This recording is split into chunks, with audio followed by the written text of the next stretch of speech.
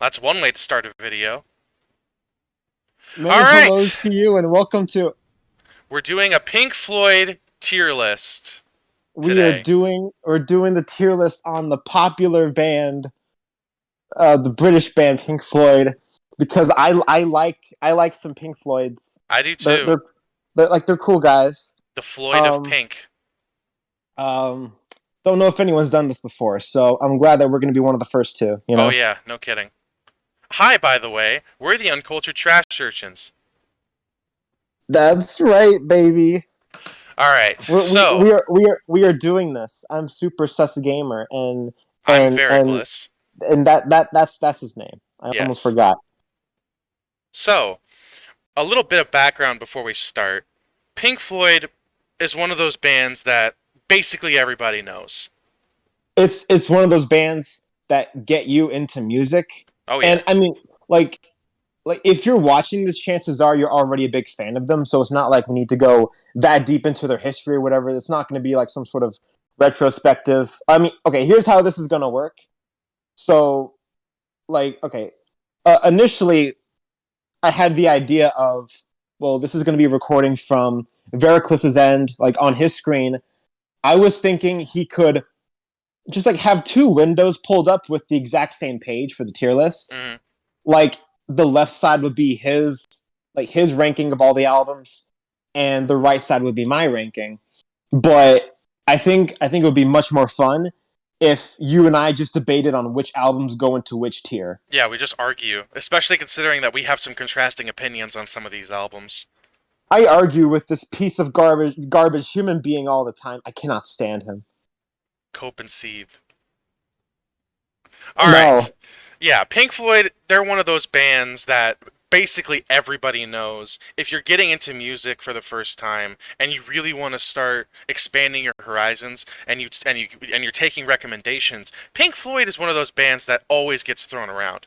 My personal history with the band, I had an iPod that my dad gave me. It had about 60 songs on it, and there were two Pink Floyd songs that were on this iPod, and and which songs were they? back then I didn't know anything about music. These two songs were Wish You Were Here and Another Brick in the Wall Part 2, which yeah, those are the big singles that everybody knows. They're overplayed to shit. But for what they were when I was a little boy, I really liked them. And I still I'm do to just a this little day. boy. I'm just a little boy. Maybe we'll do a Swans tier list some other day.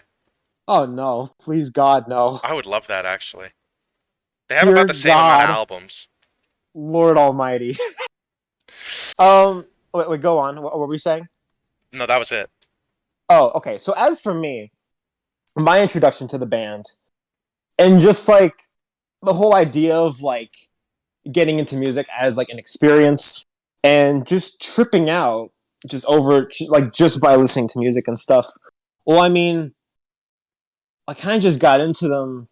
I think sometime in my junior year or like late sophomore year. Like I just kept hearing the name get thrown around, and I finally decided to check them out. I mean, they were like really one of the first bands that I truly obsessed over, and now I'm at the point where I have an encyclopedic knowledge of them. But at the time, when I was just getting into them, I had absolutely no idea where to start. I mean, I was familiar with like the cover for Dark Side of the Moon. I think everybody is. And, I mean, of course, and everyone thought that that was their logo, but it's not. It's just so iconic that it might as well be. Yeah, You know? but we'll get more into that Um, when we talk about Dark Side of the Moon. right, but like, okay, I mean, really, what I decided to do was just check out their most popular songs. Um, and I mean, the first one. Well, I mean, I just went to YouTube. I pulled up like this huge compilation video of like all of their biggest songs and stuff.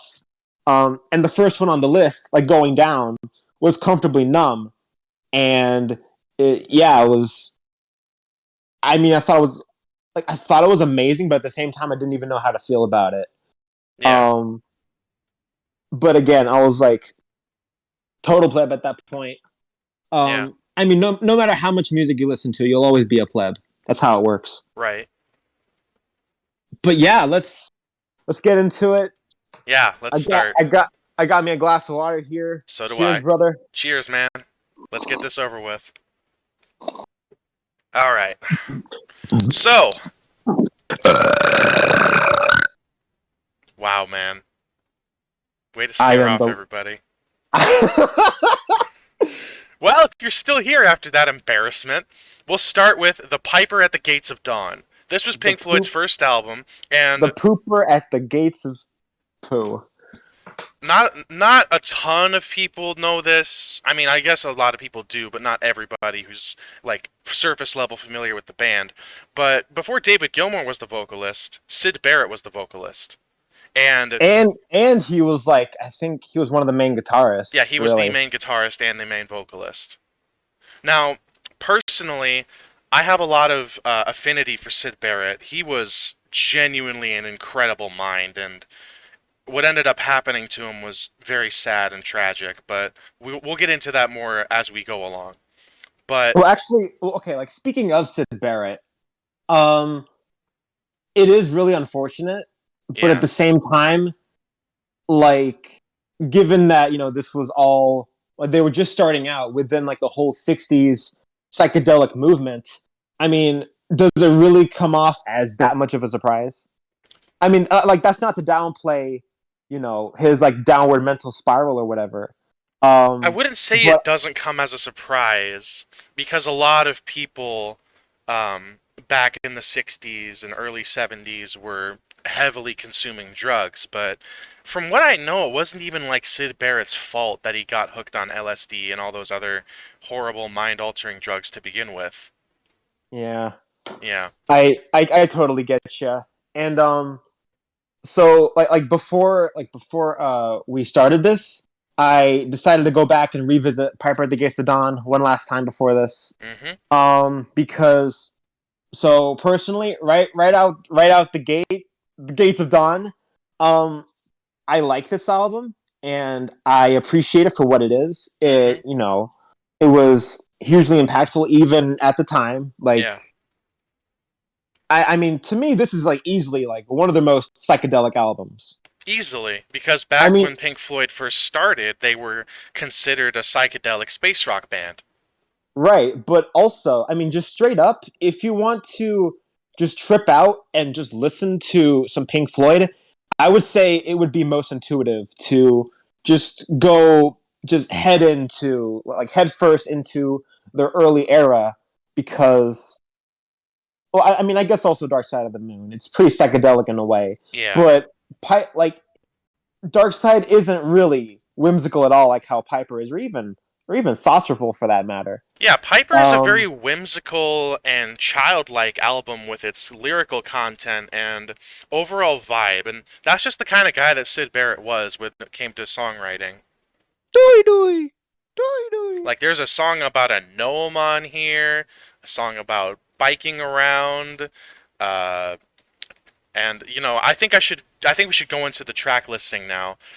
This album kicks off with a bang with Astronomy Domine. That song is a classic in the Pink Floyd lineup. Absolutely. Also, what I was just gonna say before was like, I mean, overall with this album, um, I do enjoy it for the most part. I do see myself enjoying it and such, but it's not one that I return to as much as I should. Hmm. I mean, this really hits hard for like a lot of people, and a lot of the time, I just kind of struggle to see why. I mean, Astronomy Domine again, absolutely fantastic opening. Um, I'd say yes, that Take Up Thy Stethoscope and Walk is a great, great song. isn't that just like Syd Barrett, like just going all over his guitar, just like Yeah, but it's blazing. great, and he's got He's great just vocals. he's just like blazing out this solo, and it's Hmm. really really cool. Yeah. And straight up, uh, like you're gonna get triggered by this, but like that song kind of reminds me of the Velvet Underground. Like just something about the like guitar tone of it and stuff. Well, both those It's albums came out the same year. That's also true. Yeah, Speaking dude. of speaking of influential albums that came out in 1967, I think the Beatles comparison is pretty apt because, fun fact, when Pink Floyd were recording Piper at the Gates of Dawn, they were pretty close to the time that the Beatles were recording Sgt. Pepper's Lonely Hearts Club Band. Mm-hmm. Like, I even think they were in the same studio, but I could be wrong on that. But yeah, That sounds about right, but I don't think anybody would really like look at you funny if you got that wrong. right. That But that, that really sound that sounds about right. But it's just has like this. The guitar has like this. Just the sound of it, just it just kind of sounds like that. yeah, Yeah, um, I really like that song too. It has grown on me quite a bit. there's Um, also Lucifer Sam, which I also think is a very good song, but it's not. It doesn't really reach some of the same heights that Astronomy Domine and especially Interstellar Overdrive reach. But it's a nice little song on its own. yeah, okay. So Astronomy Domine, like that's a fantastic opener, but then you get to Lucifer Sam and then Matilda Mother and Flaming, and that to me is where the album kind of starts to dip a little bit for me. I mean, sort of like right after this amazing opening and such. Right. It does pick itself back up with I don't even know how to say it. Yeah. But I think we should mention Interstellar Overdrive anyways. Um, it is probably the song that everybody knows the best from this album. It's 10 minutes. It's an extended instrumental space rock ditty, and it gets pretty psychedelic and weird at points. Now, a lot of people love this song. Personally, I think it's a little overrated, but that's just me. I think Dude, it's if you still a have it's I think it's still a really cool song though. Dude, if you have like a headache and you put on Interstellar Overdrive, it will destroy your head. Yeah, It don't listen to will that song if you have a headache. um yeah, but still definitely the best song on the album. And then of course there's also I don't know, I mean really Astronomy Domine, Interstellar Overdrive and Bike are my ultimate takeaways from this Bike is a album. very unique way to close the album. It doesn't really sound like Pink Floyd that much. It's just kind of funny but also disturbing at the same time. Exactly. Um, and it's great for those reasons. Yeah. Again, like this is probably the like patrician's Pink Floyd pick. Mhm. But I mean, I think it's safe to say I got kind of filtered by this one. I don't know. It like people absolutely adore it. They call it a masterpiece and such. Like I know some who'd put it in their top four and such, Yeah. which to me is saying a lot because they have so many fantastic albums from here on out. Oh yeah. I'd put this in B tier. I would put it solidly in A tier. Okay. Actually, you know what? I'm okay with that. Yeah. I personally would put it in B tier, but I can understand the A tier argument. I think for a debut for a band that is just getting its footing, Yeah, a band that's just starting out, it's like a pretty, like very solid way to like kickstart their career and such. and the songs that do stand out hard. They do. I don't know. I just can't help but feel like it could have turned out better. You know. Yeah. All right, this Um, this next one is where we're gonna start to get a little controversial. Saucerful yes, of this Secrets. yes, this is where the real video begins. This is where we fight. Yeah, This is because where I we don't like fight. Saucerful of Secrets all that much. Now look, okay, look. While I'm not crazy about Piper, Saucerful, on the other hand, I absolutely adore this album, Yeah, I and don't. you don't really like it all that I much. don't like Saucerful of Secrets nearly as much as Piper at the Gates of Dawn. Now, okay. I will say right away, like I'm just gonna get this out of the way right now. I mean, this is I adore this album. Mm, Like in a way, it does make me question a lot, like why Saucerful just does so much for me generally than Piper does. Like I couldn't tell you. yeah, But that's not to say it's a masterpiece or anything. Um, like the highest I'd go with this album is A tier. yeah, Um, but here, like sort of like here's why. Okay, so Sid Barrett's barely on this album. Yeah, He's struggling with a lot of shit in his life, yeah. and so he gets to By this point, he's fully in that mental downward spiral that he basically would never recover from. pretty much, and so he would soon get replaced with David Gilmour. Now, like the more I listened to Saucerful, the more I realized, like, I mean, you can really feel David Gilmour's presence on this album. We should get this out of the way right now. David Gilmour, flawless guitarist. Absolutely. Even if, I mean, spoilers, I mean, he could only do so much to keep the band going after Roger's departure. Oh yeah, but But we're getting ahead of ourselves with that. no, dude, I'm gonna be all over the place with this band. Again, you kind of like I'm gonna be talking about them as if everyone watching is just as knowledgeable of them as me. But yeah, I mean, during this time there was really no. Well, I don't know, but anyway, yeah, basically, yeah, his presence is definitely felt on this album, especially with the guitar solo that like ends off "Let There Be More Light." Mm-hmm. I love that song. It's a good Um, song. I will admit, for as much as I don't like this album, "Let There Be More Light" is a good song. oh, oh, did you ever know? No. But yeah, and then the like guitar sort of comes in, and that's just sort of where, man, I. So I know a lot of people have like problems with like the mixing of the album and stuff, and how things pan from left to Yeah. right and stuff like that. Like there isn't really much of that on Piper from what I remember, but there's a lot of it here. Yeah, Piper's a Like very solidly produced album. Saucerful is a lot more all over the place. yeah, it really really is. But at the same time, I think it's really uniquely stylized in a way. Right. Like whether that was intentional or not. Um, I think that it makes it feel less like less like a sequel follow up to Piper and more like its own thing. Like this is the I don't even. It's kind of the next step forward for them, but this album would have also turned out much differently if Sid Barrett was more stable. You know, Technically, this is the only Pink Floyd album to have all five members in it. that's kind of swag. Yeah.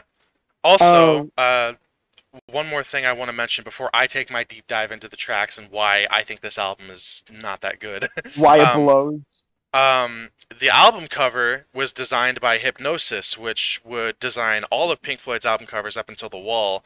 And I gotta be honest, the album cover for this album is ass. It looks terrible. I love it. I hate it. It looks so bad. It's so like It's got like puke green and vomit and like doo doo colors on it. I like the green because it kind of looks like a jade emerald green, I don't and then know, you, man. like I don't view it as like a puke brown or whatever, but more like a bronze kind of like Egyptian looking green and jade. Well, I'm glad you got Um, more mileage out of it than I ever did.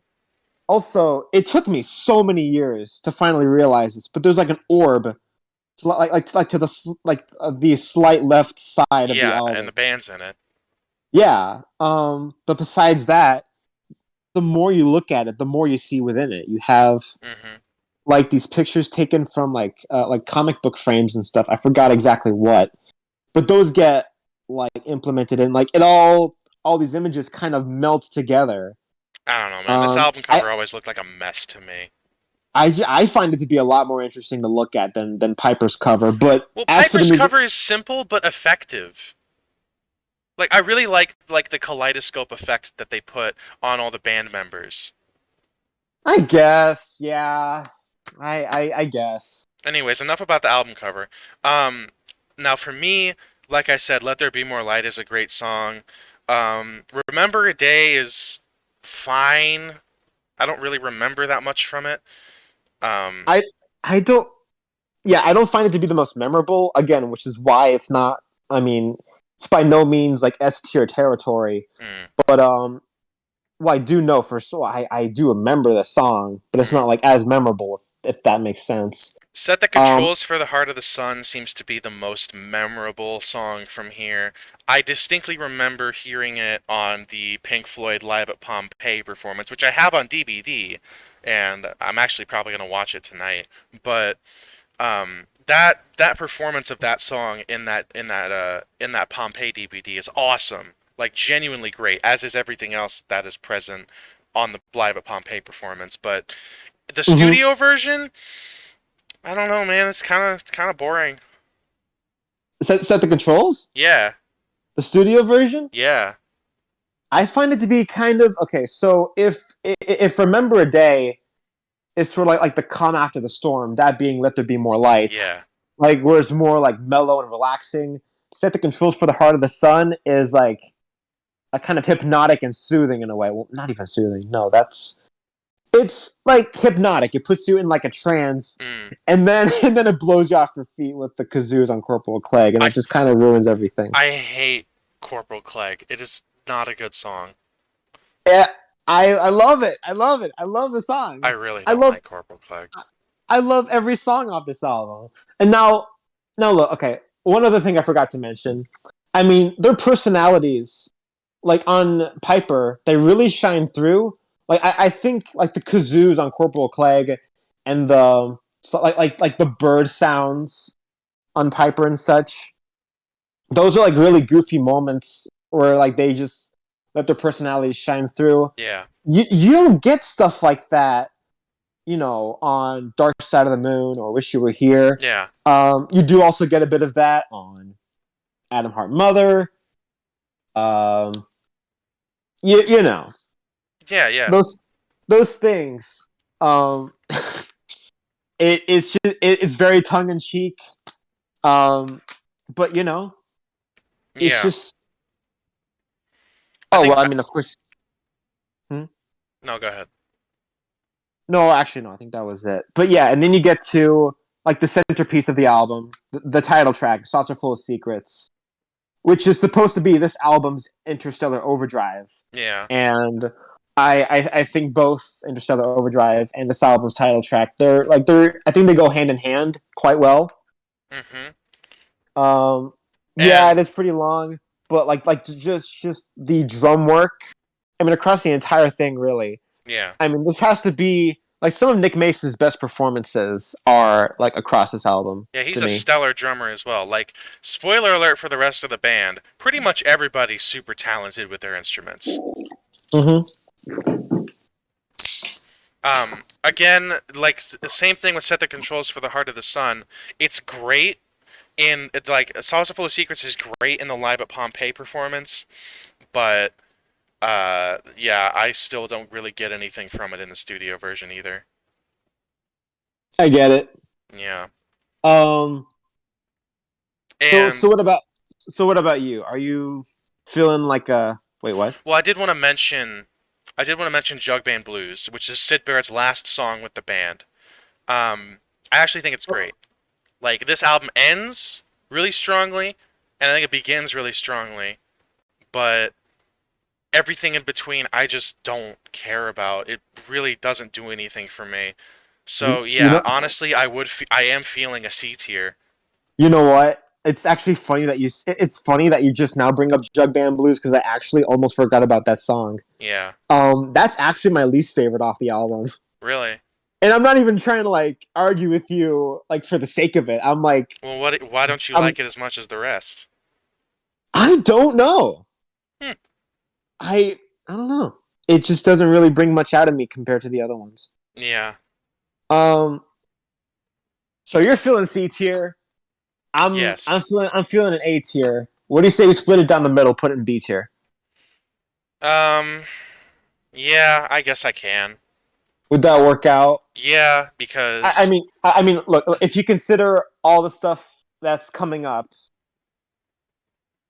yeah, if I'm well, seriously considering like everything else that this band has put out and what I would put in the rest of the tiers, I think B tier's fair. mm-hmm. Yeah. So I'll leave it in B tier. Now, the next album is actually a film soundtrack, which is something that Pink Floyd did twice. Technically Mm-hmm. three times, but for outsourced films that have nothing to do with Pink Floyd, they did it twice. And like it almost kind of makes me wish that they had done even more film soundtracks. Right. But at the same time, I mean, I don't know. I have not seen this movie that the soundtrack is for. It's Italian from what I remember. Isn't it just like some obscure indie film that the band supported with the soundtrack or whatever? Yes. I mean, this was like their contribution to it and such. And the film is Um, called More. yeah, I know, Yeah. but I will say I wouldn't. This is one of their weakest albums. I wouldn't describe it as like one of their worst, but just one of their. It's definitely lacking in a lot of places, but it's not bad. It's It's just just kind like of there. it is easily like one of their weakest, and it it is by no means an essential listen. It's by no means an excuse me. Um, Now that's not to say it doesn't have its occasional gems. hmm It's got some songs on here that are just straight up hard rock. Yeah, and those are the songs I remember the most. I really love the Nile song Yeah. and a Bizabar. Abizabar. That's not one of the. Am I thinking about Cymbeline? Um, Well, yeah, that's I not. was just about to say the songs I remember the most from this album are Nile Song, Cymbeline, Ibiza and a Spanish piece, and that's about it. Yeah, I don't really. This album is really forgettable. I often forget it even exists when I think about Pink Floyd I and think their. everybody does, like to an extent, because it's definitely like compared to all the other albums. Well, most of the other albums, this is definitely like the black sheep of the Pink Floyd discography. Oh no, I would not give that title to that album. Well, I'm But saying like in comparison to most, and like especially for the time, like when it was released, it's definitely the black sheep, at least for the moment. it's just kind of an album that exists. Yeah. It is So like the. It is like ultimately C tier for me. Is the all? It's just the definition of C tier. yeah, middle of the road, nothing special. I'd put it in C tier, and I think we can move on from that. Well, I mean, one last thing. Again, it is. I mean, it's an album that you'd pick up if you're like a completionist. You know what I mean? Yeah, even then, it doesn't really count in their studio discography. So if you want to be that guy and say I'm only gonna pick up the studio albums, you can skip this one. It doesn't really count because it's a film soundtrack. Can you imagine this being one of somebody's favorite albums? Yeah. This is one of my favorite Pink Floyd albums. I mean, I think people are gonna get pissed at me because of my opinion on Saucerful, but whatever. Bruh. Now, now this I'd say, um, Piper is definitely excellent still. I mean, it is an A tier for a reason, but personally for me, Saucerful, More, and then Ummagumma, in my opinion, is like probably one of the bigger low points for the band for me. It's not the worst low point. We'll get to that later, but it's a bit of a lull.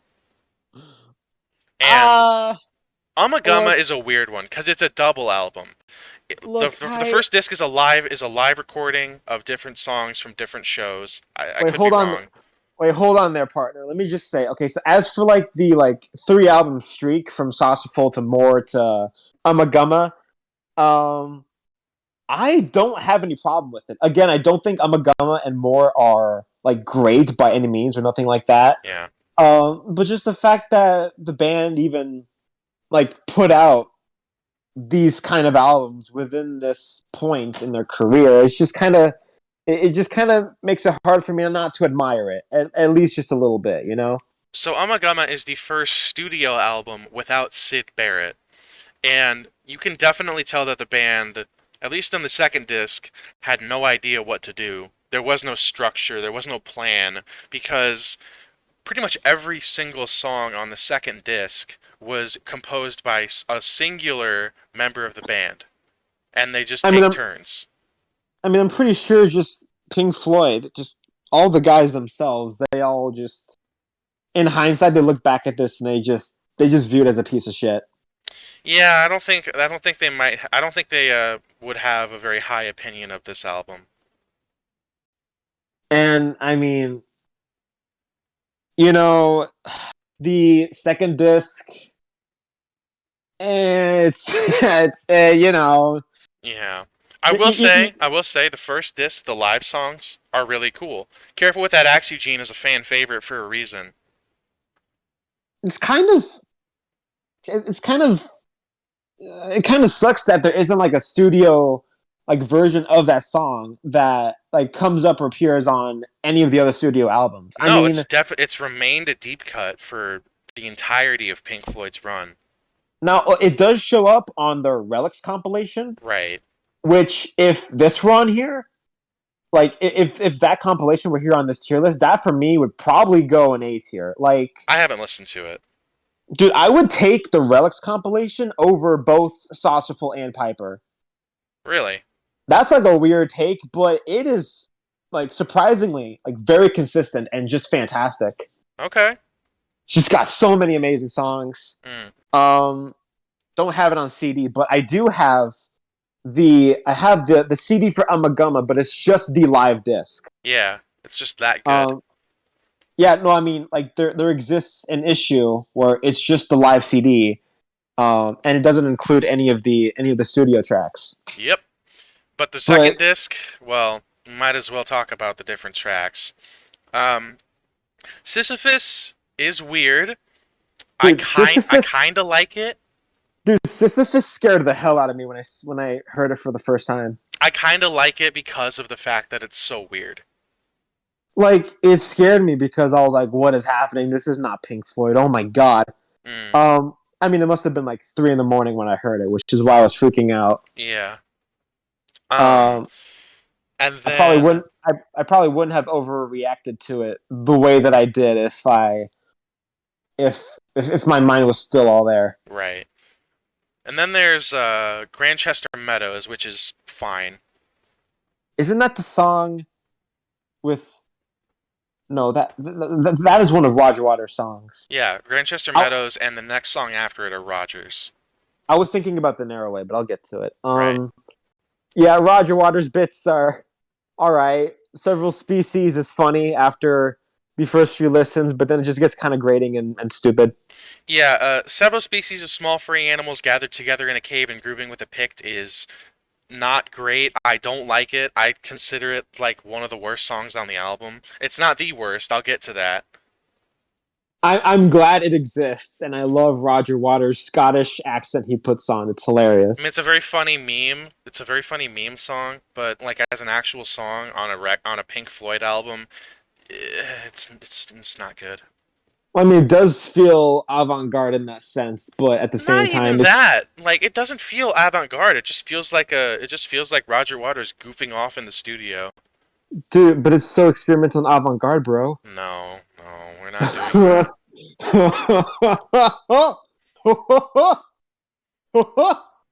But yeah, I'd say The Narrow Way is again fine. David Gilmour Okay, is a decent composer.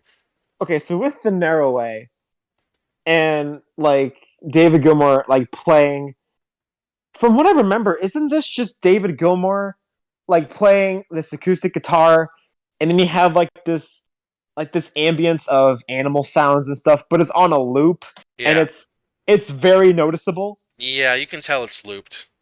That's hilarious. I like David's playing, so again, I think this track is fine. I do, but I think the like fake as hell like field recordings that's just put right on top of it or in the background totally ruins it. If it were just him playing alone, you know. I have the ability to like shut that sort of thing out and just focus on like particular aspects of a song. But I suppose. I guarantee it would get on my nerves if I went back and listened to it. But yeah, the Grand Vizier's Garden Party is a piece of shit. I don't even remember the last time I heard that one. It's like It's it's just nothing but an extended drum solo with like weird panning and like reversal effects and all of that. It's Nick Mason, I love you, man, but that song what sucks. bruh? Wait, dude, I gotta go back and listen to that song right now. That sounds epic. It's really bad. It's so bad. It's so directionless and boring. Now, yeah, so this is a difficult album to judge. Like, Yeah, that's kind of the thing with it. The first disc is phenomenal. Like a bunch of fantastic live tracks, like some Oh of the yeah, best of their career. Um, and then all these weird experimental bits that just weigh it down significantly. So, like, so C tier for me is where I would put albums that I'm either really indifferent to or I'm just so mixed on that I might as well not even have an opinion of them. exactly. I was gonna put this in C tier because if we're judging it on the live disc alone, definitely high A tier for me. If we're judging it on the second disc, definitely D tier. But I'm gonna put it somewhere in the middle, so C tier, because it's such a mixed bag of an album. It's probably Pink Floyd's biggest mixed bag. I'm gonna go with C tier as well, but it's like bordering on B tier. Like, okay, just thinking about like just overall, it is upper C tier, bordering on B tier. It's definitely better than more in my Yeah, eyes. yeah, definitely. It's better than more. Um, yeah, I think that makes sense to me. Mm-hmm. And then we got the Funny Cow album, Adam Hart Mother. Did we spend too much time on Ummagumma? I think so. Well, hey, if you're like a huge Ummagumma apologist or like a huge Ummagumma fan, let us know in the comments, and Yeah. we hope that we did the album justice for the most part, even if we did, poo poo on some of the just Roger and Nick Mason solo tracks. Yeah. Anyways, Um, Adam Hart Mother is where the band became a full-on progressive rock band. There were yep, elements of it in Saucerful, there were elements of it in Piper at the Gates of Dawn, but this is when the band went into full prog territory. yep. This is when we're getting into the frickin' Gentle Giant, Genesis, and King Crimson, and I think Pink Floyd. They And very Rush, quickly, and like they, Yes. yes, I know. I'm just sort of, just yeah, I Rush and Genesis. I hate Genesis. This man hates his Genesis. I don't hate him. I just really don't like him.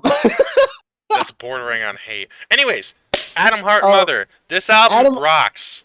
but yeah, okay, so yeah, this was definitely when Pink Floyd was picking up on like the uprisings of '70s prog and stuff. Yeah. And they were just like warming themselves into it with Adam Hart Mother, but I think they really, really pulled it off. The Um, the title track is like what, 22 minutes, and it takes up an entire side of vinyl. dude, the Adam Hart Mother suite, straight up, just sounds like something out of a film score. Yeah, because it's got And it's got brass. It's got, does it have strings?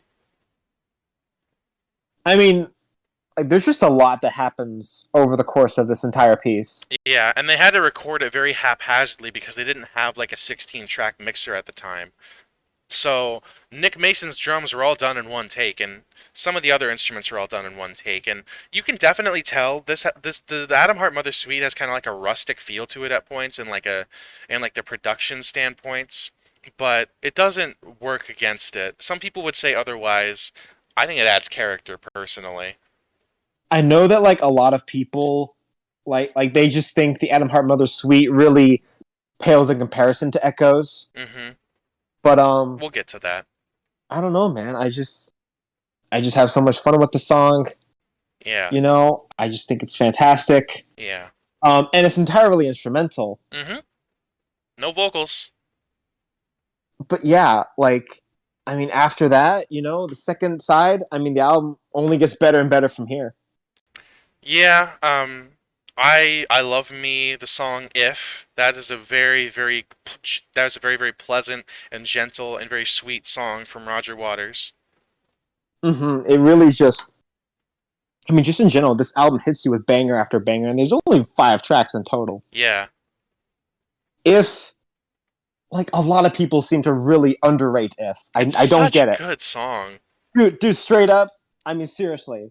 Like, let it be known that, like, man, me and Vericlus, we love us some If. Oh yeah. If, It's a great if, song.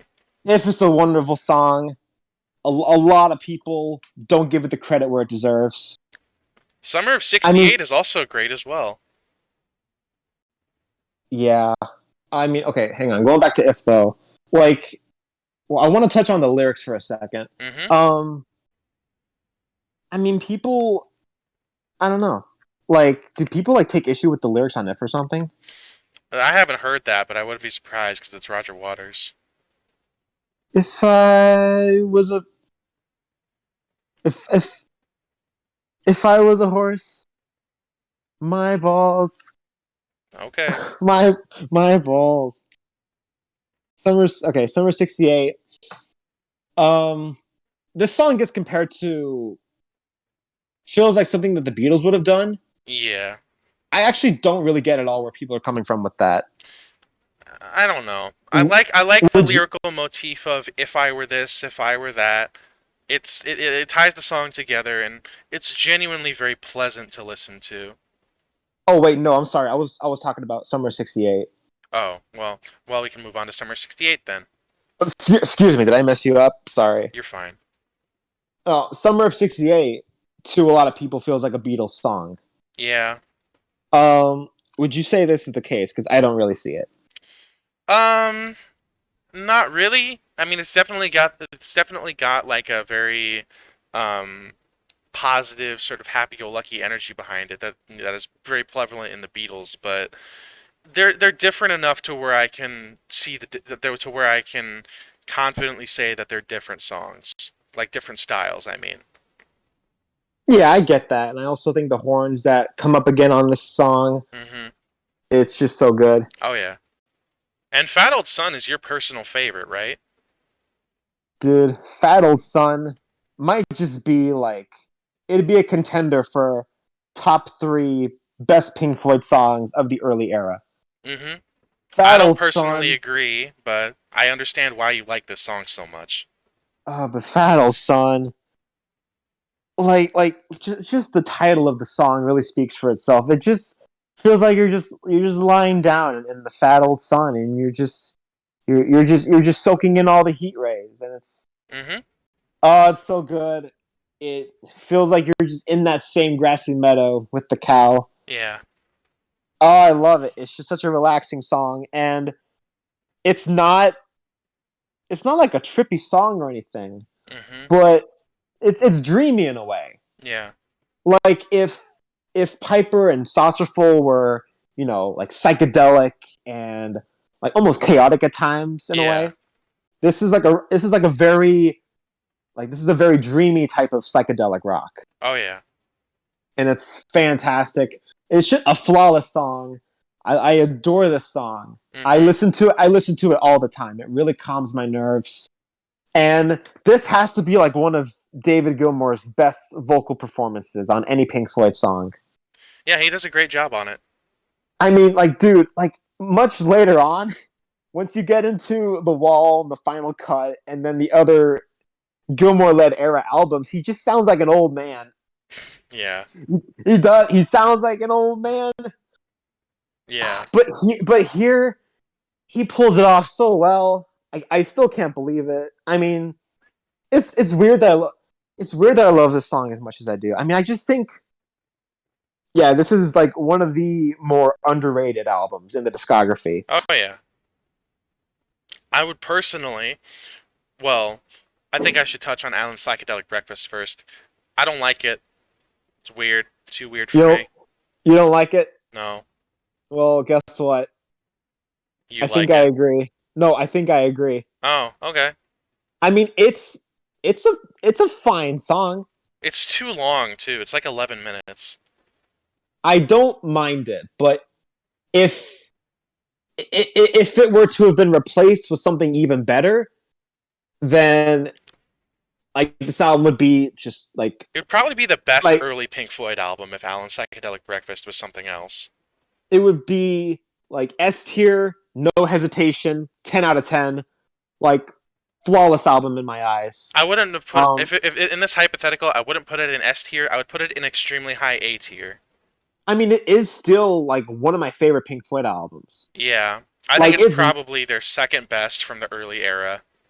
this has to be the best up to this point. It Yeah, even outdoes the early Sid Barrett albums. I'll put it above Piper at the Gates of Dawn in A Yeah, I'm with tier. I'm with you on it, but still, like a strong recommendation. I just love it so much, and there are many days where I even prefer it over Metal. Speaking You of know, Meddle, this is the next one. Meddle is fantastic.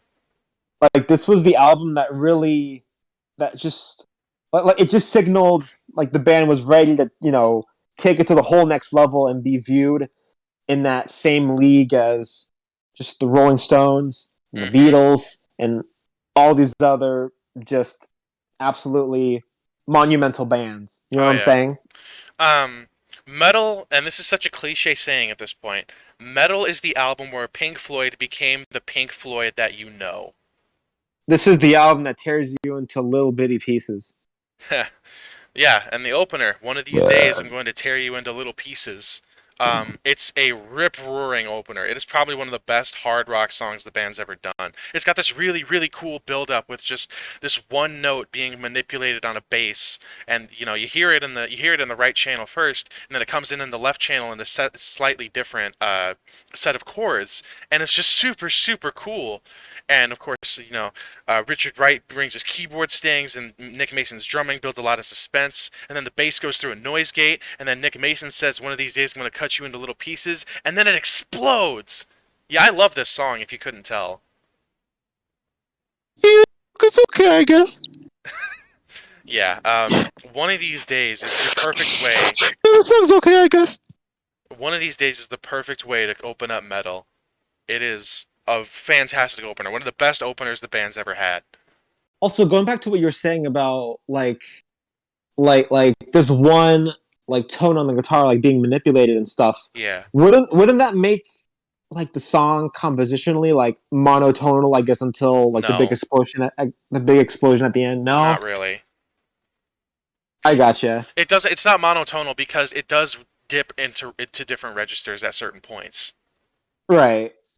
Um, and right after one of these days, you get the calm after the storm with a pillow of winds, which is, I'd say, metal and in the court of the Crimson King. At least with the first two songs, have a lot of similarities because one of these days could be 21st Century Schizoid Man. The hard rocking opening, and a pillow of winds is a lot like I Talk to the Wind, which is very soft, very pleasant, very ethereal.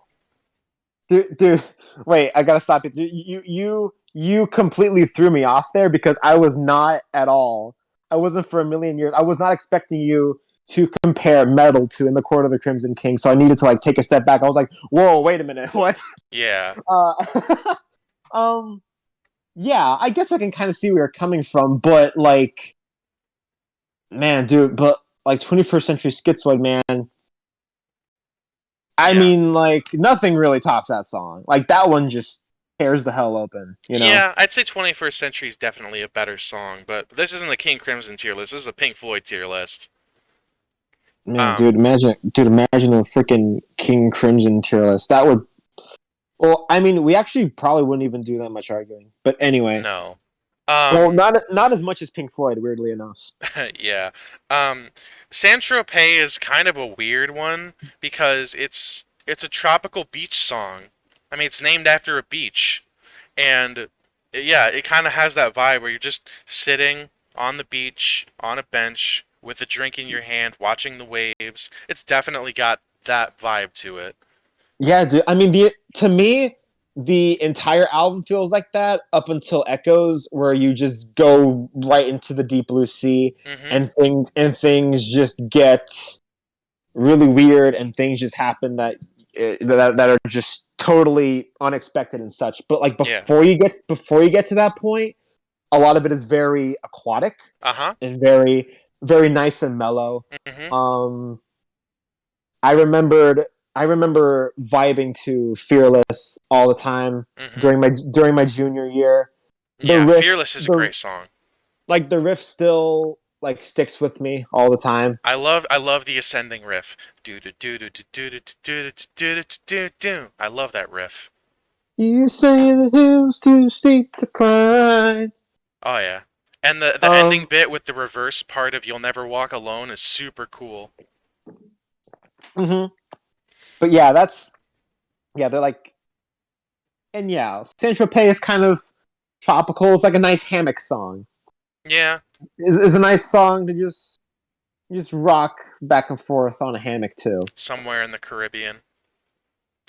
Seamus is funny. Seamus, And then we get the big one.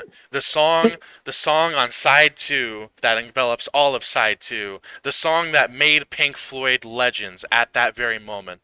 Echoes. Seamus too. Oh, Echoes is there's no Seamus two on this album, we're talking about Echoes.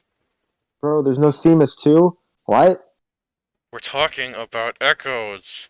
I quit. I quit. No Seamus two. We're talking about Echoes. Okay. Yeah, Echoes is my personal favorite Pink Floyd song. I wouldn't blame you for thinking that either. You know. Now, Um. personally, it's because I love the ocean. This song revolves around the deep sea in certain points, and just it has it's like if Saint Tropez is the song about being on a beach, Echoes is about being submerged at the bottom of the ocean.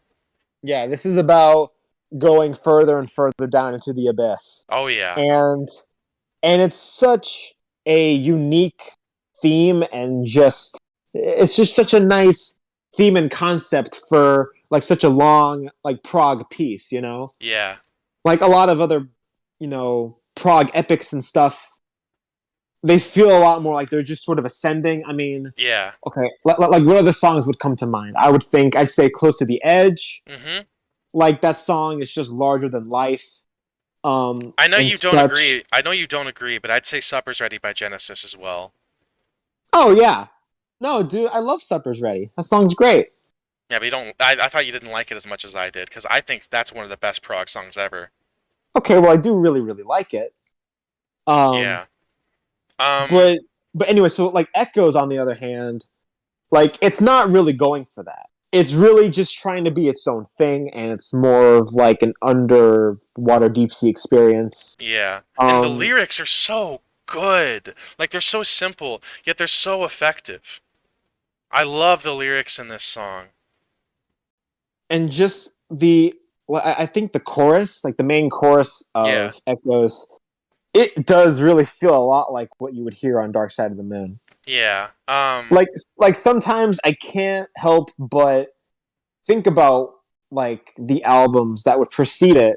Like whenever I hear the main chorus of Echoes, just something about it, you know. Yeah. I think it would be just the just the ever so slight British inflection in like their deep voices, but also harmonizing. Yeah, because You know what Richard I'm? Wright and David Gilmour, this is some of their best vocals ever. Oh, absolutely, and they just fit so well with it too. Richard Wright's underrated as a singer in the band. He's definitely great whenever he gets the moment to shine. Dude, both Richard Wright and Nick Mason, dude, they are precious boys. Oh yeah. Um, I wanna talk about like at least briefly I want to talk about like the different sections of the song. It starts out with like this sonar ping that it comes back later on in the song. That it's from one of Richard Wright's keyboards, and then the song slowly builds and builds until the vocals come in, and it just washes you in this atmosphere the entire time as the chorus comes in, and then the song goes into this like jam section. It sounds like the band is just jamming together inside of the studio. And then David Gilmour has an incredible guitar solo that just tears through the rest of the song, at least in the rest of the movement, I should say. And then it just fades into this really creepy ambient section with like these really odd sort of like whale and dolphin noises that is just over this cavernous and haunting drone. It's really striking. Like I used to hate Yeah. this part of the song, but now I wholly embrace it every time it comes on. Oh, dude, it's all par for the course of the song, dude. Yeah. How can you hate the whale songs? Well, it was I like mean, when I was first listening to it, I was like, this is too creepy for me, and now I absolutely love it. not whale songs, whale calls. How could you hate the whale calls, bro? I Also, don't. dude, I love them now, especially considering that whales are my favorite animal. why was David Gilmour such a cutie at this time? Gay. Bro, why is he such a cutie? Anyways, Echoes climaxes Echo's climax is the best thing the band ever did, in my opinion. It sends me to the moon every time. It's so impactful, so powerful. It's it's like this is one of the reasons why I love post rock so much. It's just that wall of sound that you get with a lot of post rock. It's addicting. And Echoes I'd wager to say that Echoes was the reason why I became so invested in that kind of music. No, I'm pretty sure that was when you got into Godspeed, bro. No, I'm saying Echoes was the catalyst, and Godspeed was like even further of a catalyst. Bro, you compare everything to post rock. I do. It's my You, favorite you genre. bruh. But Also, are you really going to ignore my comment on David Gilmour and how much of a cutie pie he is? He's anyways, adorable. He's adorable. No, why are you doing this to me? I'd say, you know, if we were doing this tier list like I'd say like 5 or 6 months ago, I'd solidly put Metal in like the highest A tier I could. Now I think it deserves S tier. It is just that incredible. And yes, even with Seamus as a song, I like Seamus. Fight me. Yeah, Echoes, absolute masterpiece. It has to. It deserves to be in anybody's like top 10 all time favorite songs by Floyd. Yeah, I mean, there's just no arguing it. Um, yeah, I would go with S tier too. This is going to be both of our first S tier. yeah. First S tier. I Mm, mean, yeah, I mean, so far this actually hasn't been. Yeah, this hasn't really been that bad. we'll get to that. Yeah, we will. But so far, yeah, I'm agreeing with you so far on this. I mean, like we're like slowly like getting out of that early era. Oh yeah, this is when Pink Floyd started going on their king shit streak. Yeah, man. Now, before we get to the big one, we gotta touch on Obscured by Clouds really quick. This is their second film soundtrack, and I re-listened to it recently. It's actually a lot better than I thought it was at first listen. I genuinely like Obscured by Clouds quite a bit. Oh, dude, Obscured by Clouds is great. Yeah, it's awesome. I love this album. I think it starts off really cool with the title track, and then it flows into the second track like almost immediately. I also think what makes this like a huge, I mean, just like as a soundtrack Mhm. type of album, what makes this like inarguably better than more, just like superior to more, Mhm. is that it actually stands on its own Mhm. as a collection of songs and soundtracks. Yeah. I mean, if all of these songs, every single one on here, really does show up in, well, I guess whatever movie it's for, uh, music from the film The Valley. Yeah, I haven't seen this. I haven't seen this movie. I have not seen it either. Are all Was this movie Italian too, or no? I don't remember. I don't either. Um, but what's the deal is another one of those very nice, soothing songs This with like album actually has a little bit of a country influence because there's not a lot of electric guitar on here. It's mostly acoustic. country. Yeah, I'd say country. Like early I country, not modern country. I never would have thought country. No, it's definitely the vibe I got. Like some of these songs kind of reminded me of like, Johnny Cash or Willie Nelson, at least when it comes to the guitar. But I don't know. I I could be completely crazy for thinking this. yeah, well, I can't see it. I don't see it. But uh, I mean, to me, this is also. I mean, this is another one of those albums where it's like psychedelic, but in the dreamy, milky kind of way. Oh yeah. Breast milky, Yeah. Um breast milky, funky dung. yeah, yeah. Yeah.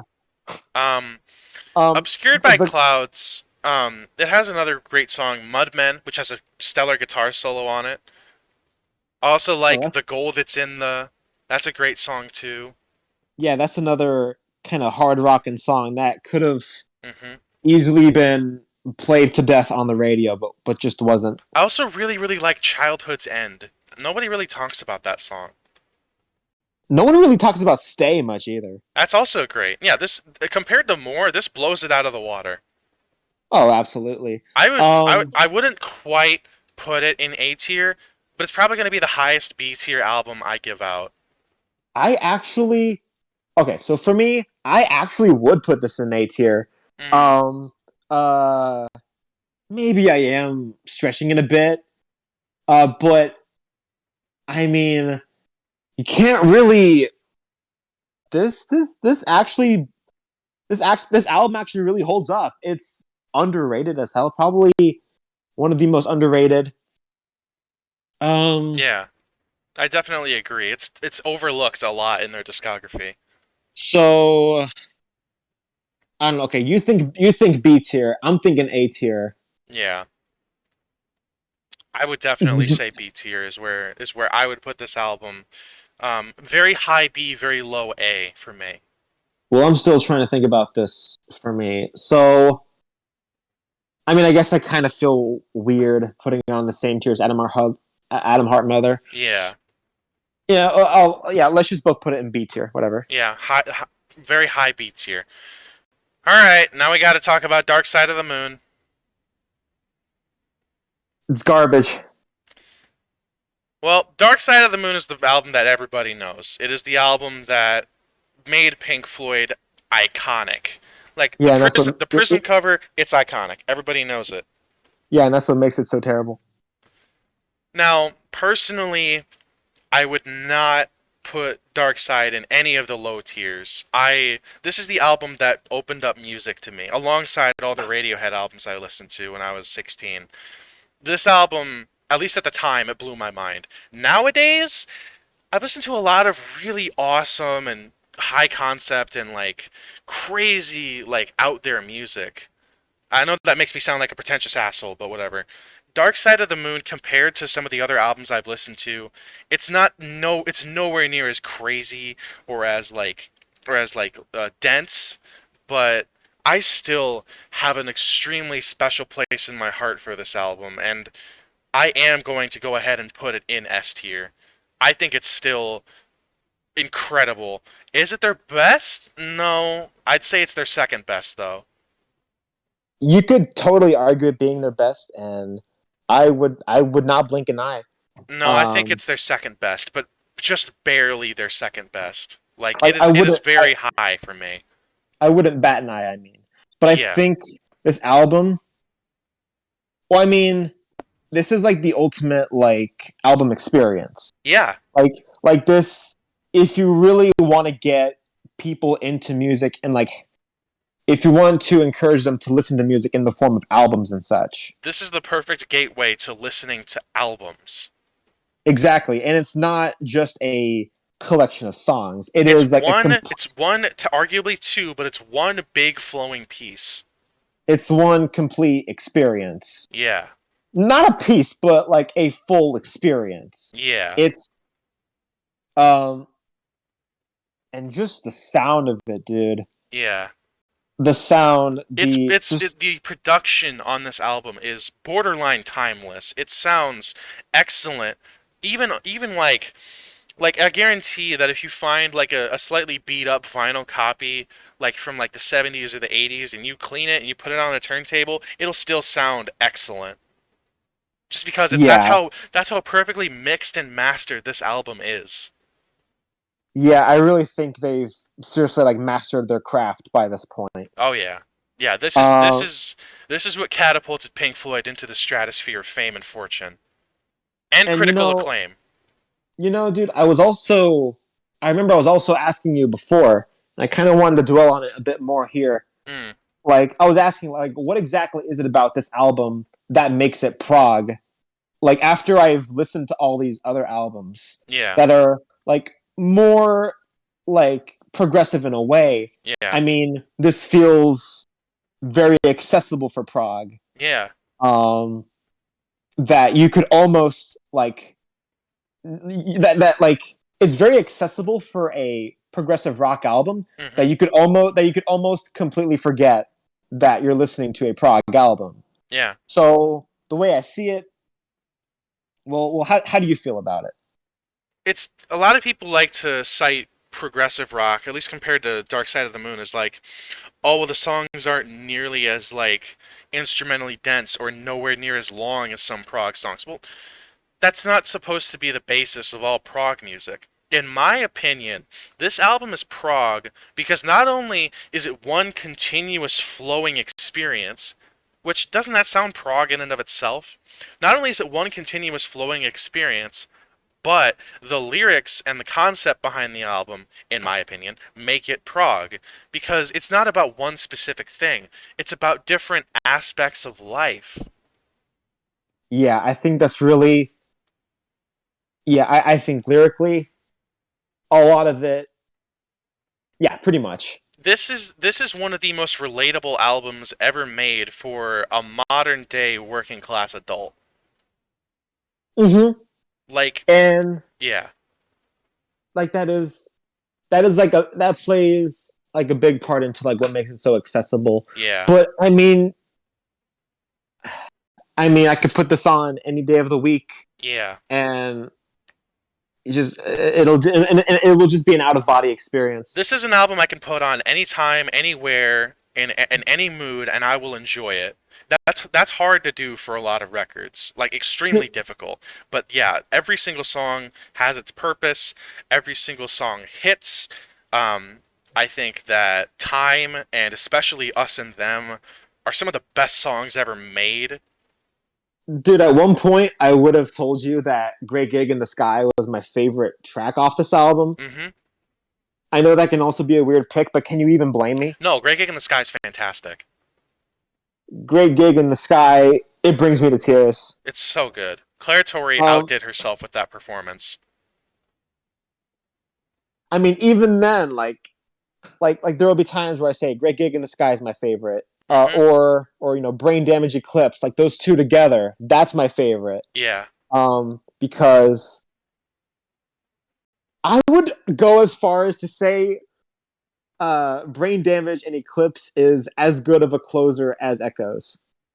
It's up there, yeah. I think Echoes, like as one big song, is definitely the best thing the band ever did. But Brain Damage Eclipse, those two songs paired together, that it is very very close to the same level as Echoes when it comes to how to close out an album. Yeah, it's just the whole thing is just heavenly. It's beautiful, Yeah. absolutely legendary. Us and Them, Jesus Christ, just I love the jazziness of it. I also love, Saint Tropez.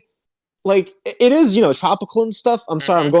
I'm going back to metal, but that song's also kind of jazzy in a way with like I guess the piano, I Yeah. suppose. I Um, personally, before we move on, I think Dark Side of the Moon deserves every single bit of praise it's gotten. It is that good. this al It is that much of a standout album. this album is just so epic. Yeah, This album deserves every bit of praise it's ever gotten. I agree. But like, dude, it is just transcendent. It is transcendent. And like, if we're, I mean, all memes aside, I really feel like most of the people who would turn down this album, they'll grow up to, I guess, sort of mature and just sort of like better realize like how much it just does for them. It just kind of speaks to them. Yeah. Um, well, Yeah, I mean, so that's it speaks to me at least. that's Dark Side of Um, the Moon. S tier, S tier, definitely. No question. S S tier, one of the best albums of the '70s, one of the best prog albums. Ever. Yeah, one of the best Um, albums period. and I mean, there's still tons of other prog that I need to get around to. Yeah, you've been going on a I prog marathon lately. Oh yeah, that's all I've been listening to. I want to get past, the like big six of prog: Pink Floyd, Genesis, Yes, Mhm. King Crimson, Jethro Tull, ELP. Mhm. Pink Floyd is probably still like the best of those six. I would agree. From what I've heard from all those bands, I would agree. I mean, as accessible as like this like golden era of Pink Floyd can be, Mhm. it's still they still stand out in a way. Yeah. Like their music, you can kind of forget that this stuff came out in the 70s. But when you Yeah, listen to stuff like Genesis, and yes, it does kind of feel like something of its time. yeah. Pink Floyd's Like as music, a lot of it has a timeless quality to it. as good as Close to the Edge is, Yeah. it very much sounds very very 70s. But I love it all the same. Mm-hmm. And All right. Wish You Were let's move Here. on. Wish You Were Here. This is another absolutely stellar, fantastic album. It is. It's just like Adam Heart Mother. It's 5 tracks. And the first and last song are the same song, but split into 2 separate pieces. And I think we should start off with that song, "Shine on You Crazy Diamond." Mm-hmm. A lot of people consider this Pink Floyd's best song, and you know what?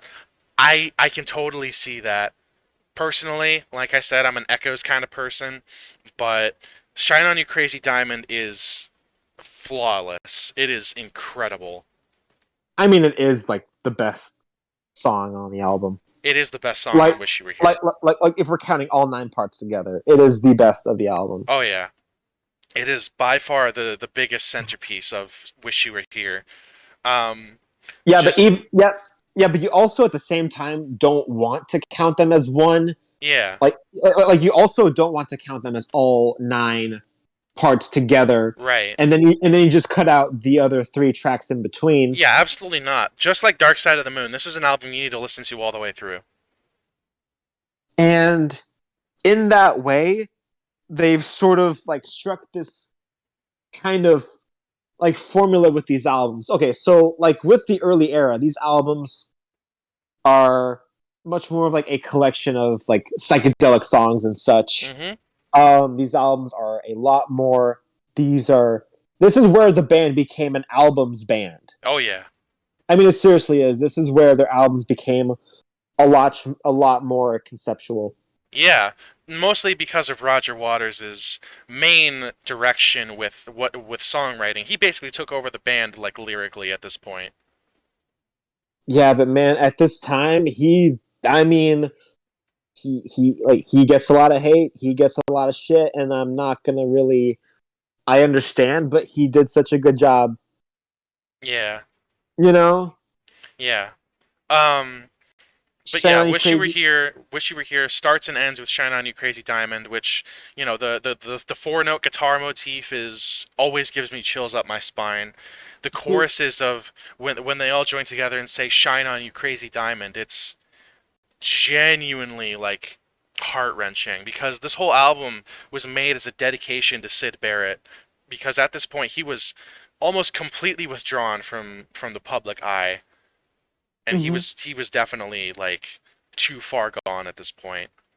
Also, is the solo on Shine on You Crazy Diamond? Is this basically David Gilmour's best solo? I mean, think about this. Like, I think so. like, like across all the albums, is this like his best solo?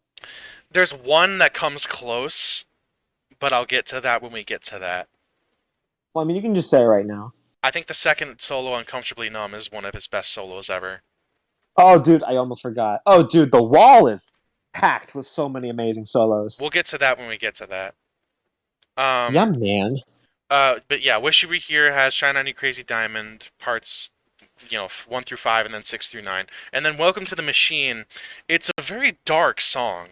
The whole song is basically like a critique of the music industry, and so is the next song, "Have a Cigar." So this album is really about Syd Barrett and how much the music industry sucks. "Welcome to the Machine" is basically one of those songs that I think is perfect to listen to, like, at the transition to adulthood. As dark as that sounds, this is one of those songs that can open your eyes up and say to you, "Yeah, welcome to the machine, bitch." Because the music industry parallel is obvious, but it could also be interpreted as, at least for me, an allegory of modern society and how much, like, you don't matter. Like, you don't matter to the music industry. You don't matter to the grand scope of the world. You're just a 9 to 5 working class guy, Exact. You're just a musician trying to make music that will sell well. Exactly. Yeah, I think this logic, like going into Welcome to the Machine, Have a Cigar, this could be applied to really, anybody's long term, position in life, you Well, know? more Welcome to the Machine than Have a Cigar, because Have a Cigar is explicitly about the music industry. But I like the song because it's very satirical. Oh yeah, Have a Like, Cigar is like a bluesy number. But yeah, it has a really cool it has really cool effects in it, and I really like the I don't remember who does vocals. It's nobody from the band, but he the vocalist does a very like sleazy sort of over the top executive sort of style with his singing, and I always get a laugh whenever he sings. The band is just fantastic. That is really what I think. Oh, by the way, which one's pink? and you know what, dude? That line, "Oh, by the way, which one's pink?" That has aged so well Yeah. because I come across so many people, like when I'm at work, that like they're wearing Pink Floyd shirts, and I'm probably a douchebag for this, but like you just got to do it. I like to go up to them and say, "Hey, man, I like your shirt, dude. What's your favorite Pink Floyd album?" And they'll and they'll stop for like 10 seconds, and they're like, I'm sorry, what?" And I'm just like, I said, "What's your favorite Pink Floyd album?" Like, "Oh no, I just like the shirt." You're a hero for doing that. It, I mean, like I'll do that with any band, really. I Yeah. mean, like if they're wearing a Nirvana shirt, and I'm like, "Hey, man, dude, do you think you can name 3 Nirvana songs for me? I've been trying to get into them." Yeah. Hey, man, I've been trying to get into Nirvana. What are like 10 of your favorite Nirvana songs? Okay, actually, you know what? Okay, most Nirvana fans, or I mean, most people wearing a Nirvana shirt could probably do that. Yeah. Okay, I'm kind of going a bit off, but like, no. Wait, what I was getting at though was that there are a lot of people who think that Pink Floyd is just one guy. Oh yeah. Like they'll say, "Oh, I don't like The Wall because like Pink Floyd, like his voice on Run Like Hell, I just don't like it. He just kind of screams. I Mm. really don't like it." And I'm like, "What are you talking? Are you talking about Roger Waters?" And they're like, "Who's that?" Yeah. It the I Yeah. love Wish You those. Were Here has aged really well in that respect, and in a lot of other respects. Yeah, but I really love moments like that. Dude, you have to try it out in public sometimes. I Like don't. just straight up don't. I'm too introverted and passive to do that. I suppose Anyways, the title track is probably the most overplayed Pink Floyd song in the history of Pink Floyd songs. Um, but it is genuinely still a heartbreaking song. it is. It's one of the two songs that was on that iPod that I listened to when I was a little kid, and I always avoided this song because it genuinely made me feel sad even when I was that young. I didn't know who the hell it was about. I didn't know who Sid Barrett was. I actually remember I played this song after my grandma Lori died, and it really hit me different. But I'm getting ahead of myself with that one. Um, It's like a very it's a very definitely. somber, acoustically led song. Well, I mean, definitely just like the best word to sum it up all together is just sentimental. It's very sentimental. Is a very personal song, but at Yeah. the same time, it's one of those songs Oh yeah. that can be pulled up on anyone's, like, I mean, Mhm. it's like a very general song, but it's also very much dedicated to one person. Yeah. So it's probably Uh, no surprise, but I'm putting "Wish You Were Here" in S tier, above Meddle. now, now before I decide on a tier, let me just say, while I really so of the big four, Dark Side of the Moon, Wish You Were Here, Animals, and The Wall. Wish You Were Here is probably my least favorite, Mm. and that's just sort of been the case for me for the longest time. I mean, I do think it's a fantastic album, Mhm. you know, but and Welcome to the Machine and Have a Cigar are really good, but I don't really think those songs. I don't think those would fall into like my top 10 all-time favorite Pink Floyd songs or anything like that, or Yeah. even like top 15, maybe top 20. Mm. But I mean, those songs are great. I really like them. They're just not my favorite. Mm. Like Shine on You Crazy Diamond, all 9 parts, as well as a title track. Those are like those are like seriously just phenomenal. Oh yeah, Like those, on the other hand, absolutely would make it in the top 10. yeah, Um, so this is like an A plus, but it's gonna be S tier. yeah. I think it deserves to be in S tier. Yeah, S tier is fine. Yeah. Um, Even if it's my least favorite, I mean, I can't really argue with it. Least favorite of the big four. Yeah. Um. All right. So Animals. now we get to Animals, which is the this is the hardcore Pink Floyd fans' favorite album ever. Dude, this album's Albums. Go ahead. dude, this album's ridiculous. This album slaps. Dude, this album is so underrated that it's overrated. It's not even underrated anymore. Like that's just what Pink Floyd fans say nowadays is like a meme. Animals is so underrated, bro. You gotta listen to it. It's their best album. Now, No, no, no, it goes as pretty underrated. Not gonna lie. yeah. Now I'm spoilers. I'm in the camp that thinks that this is their best album. I'm sorry. I'm one of I those. am I'm one too. of those people. So is I he. am too. I'm guilty. I'm guilty. I'm guilty. I'm Yeah. guilty. 100 years Guilty. to 100 years jail for both of us. Yep. This is what my life has amounted. This is what it's all.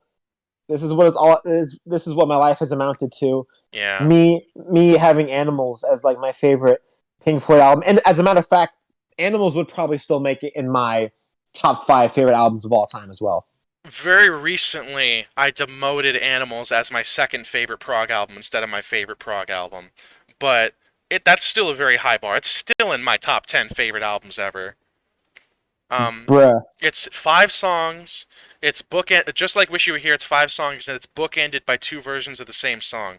So the first and the last song are Pigs on the Wing 1 and Pigs on the Wing 2, which are both great. They're very short, very sweet, acoustically led with Roger Waters' vocals, and they're very short, sweet little love songs. But the real meat of the album is the 3 songs that come after and before.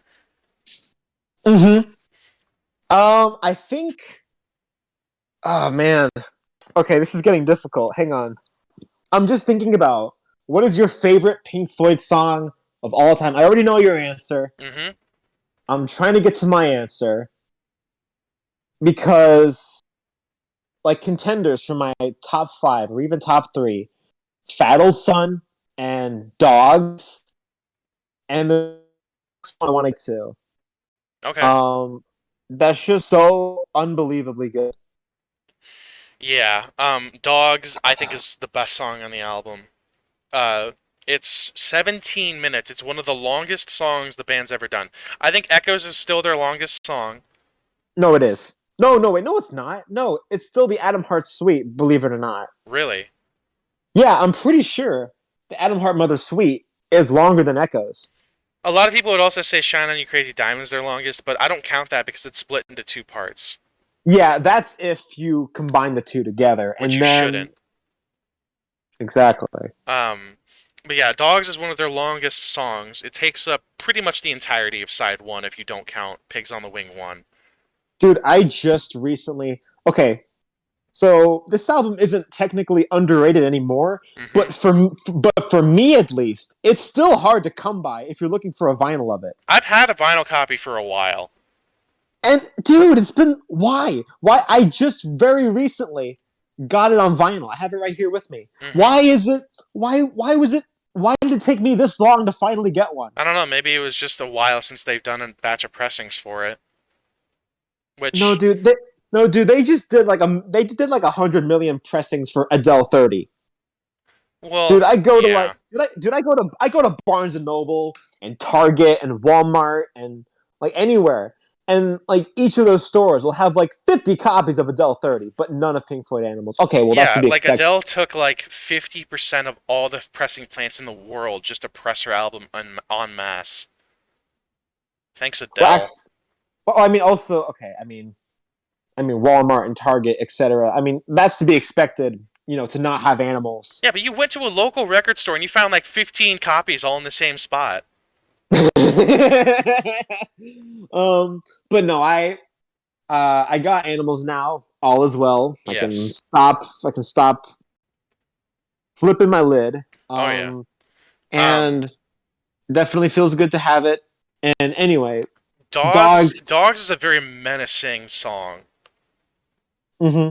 Like it starts out with this really cool like arpeggiated guitar, and once the vocals come in, similarly to Echoes, it's just it builds and builds and builds, and it keeps getting more intense.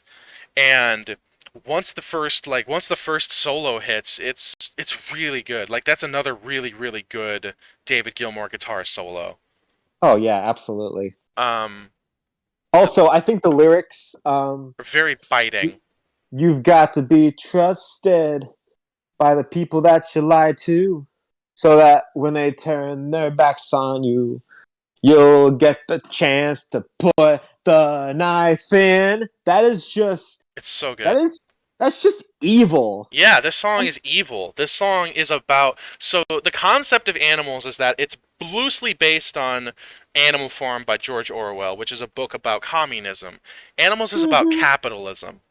And each sect of society, at least in Britain, is represented on this album. There's the businessmen, which are the dogs, the greedy corporate leaders and politicians, which are the pigs, and then the common folk, which are the sheep. Yep.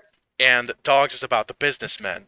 And it is a very, very biting and like angry song. It just tears the dogs apart. Dude, by the way, that was actually very well said because when I tried to introduce this album to somebody at one point, I tried to explain to them the concept behind the album, and I could not do it for the life of me. But you just pulled it off right there, right then, very well. So Yeah, props to you. thank you. Um, Um, yeah, I also just love the way, just oh, dude, you cannot forget. Just like after these guitar solos and such, it goes into these like very synthetic and very moody passages, led by Richard Wright with oh like yeah. these synths. Mhm. You know, Yeah, and there's even like it's a chorus effect on dogs barking in the background, which is really neat. stone, stone, Oh yeah, that's the meme of this stone, album is Stone. stone, stone, Yeah, it's like stone, a reoccurring theme stone. on the album too. But yeah, Dude, Dogs Roger, is definitely dude, like probably the best song on the album and absolutely one of the best songs Pink Floyd's ever done. dude, Roger's face is a stone, He looks like a moai head. which is a stone. So he is a Exactly. stone. He he He's a is he's a he he is the stone. he's a stone man. Yeah. I almost feel bad for Roger for how much he gets memed. Yeah. It's absurd. Um, then you Now get to Pigs, which has well, Pigs three different ones, which has like one of their best choruses, like one of their best hooks. oh yeah. You are. Oh yeah. You will never forget that. It's probably the catchiest song on the album by far. And then you have this cowbell that comes in, Needs more and cowbell. yeah, man. Oh yeah. Pigs is another like bluesy sort of song with the guitar, and it also has a talk box solo that sounds like a fucking pig, and it is badass. Like more songs need to have talk boxes in them, like Pigs. pigs.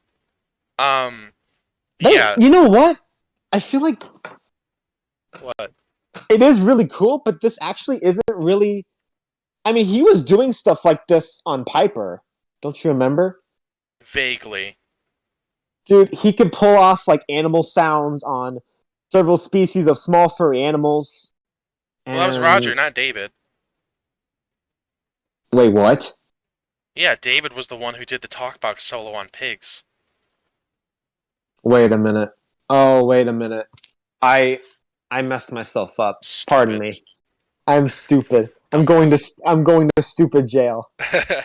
Yeah. And Take then stuff. I'm getting thrown into stupid jail. Yeah, you're right. Okay, no. Okay, Um, thinking about it. Oh, dude, and also mm, another one of his best solos is yeah, on like Pig's Three Different Ones, yeah. which drags on, but it goes on You mean for the as one at long the as it very needs end? to. Yeah, That's a great solo. Yeah, I agree. I mean, seriously, like what better way to have ended off the song? Hmm. And it flows right into Sheep, which I think is which is the darkest and most like oppressive moment on the entire album. Like For those Dogs is definitely very menacing. Sheep is just bleak and like oppressive. dude, for those either watching or for those who are either watching or just listening to it, just having it in the background, I'll just catch Veracruz some days, and I'll just be like, "Have you heard the news? The dogs are dead. You better You stay better stay home and do as you're and do it told. Get home." out of the road if you want to grow old. And then he's just like batter that down, batter that down, batter that down, and that's that's like one of our inside jokes, except not really. I just like to catch you with that every so often. Oh yeah. um Anyways, Sheep is it starts off really pleasant with like a keyboard solo from Richard Wright. Um and then the bass line comes in. It's very plotting, it's very driving, very menacing. And this song goes in a very like it goes in a very like militaristic direction, which makes sense considering the lyrics and how the song ends. But it definitely Militaristic. feels like a march. Especially with Roger Waters' like frantic vocals on this song.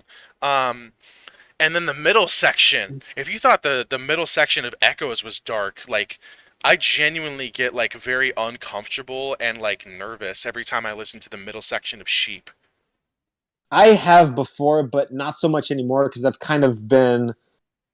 Well, I mean, once you hear it enough times, it like wears off on you. But like that's how I am with like all my favorite albums of all time. I hear them so many times that they just become white noise to me. I need to stop doing that to myself. Yeah, I don't really overplay anything that much anymore. But like especially during the part where he quotes a prayer and the lyrics are like sheep related, but it's like a sheep related prayer and he has that weird robotic filter on his voice. It's very unsettling. Oh yeah, Yeah. and and I also love the like on the chorus. He's just like bleating and babbling. He fell on his neck with a scream, and then his I think the fact that his vocals are dragged out and then it smoothly transitions into the synth is really really cool. dude, that transition is so freaking slick. Yeah. As slick It's as honey, seamless. and just it is slick as honey, seamless and solid. Oh yeah. The And then the of course the quote unquote inside joke that we brought up earlier, the ending of the song. Holy shit, is it raucous and rocking?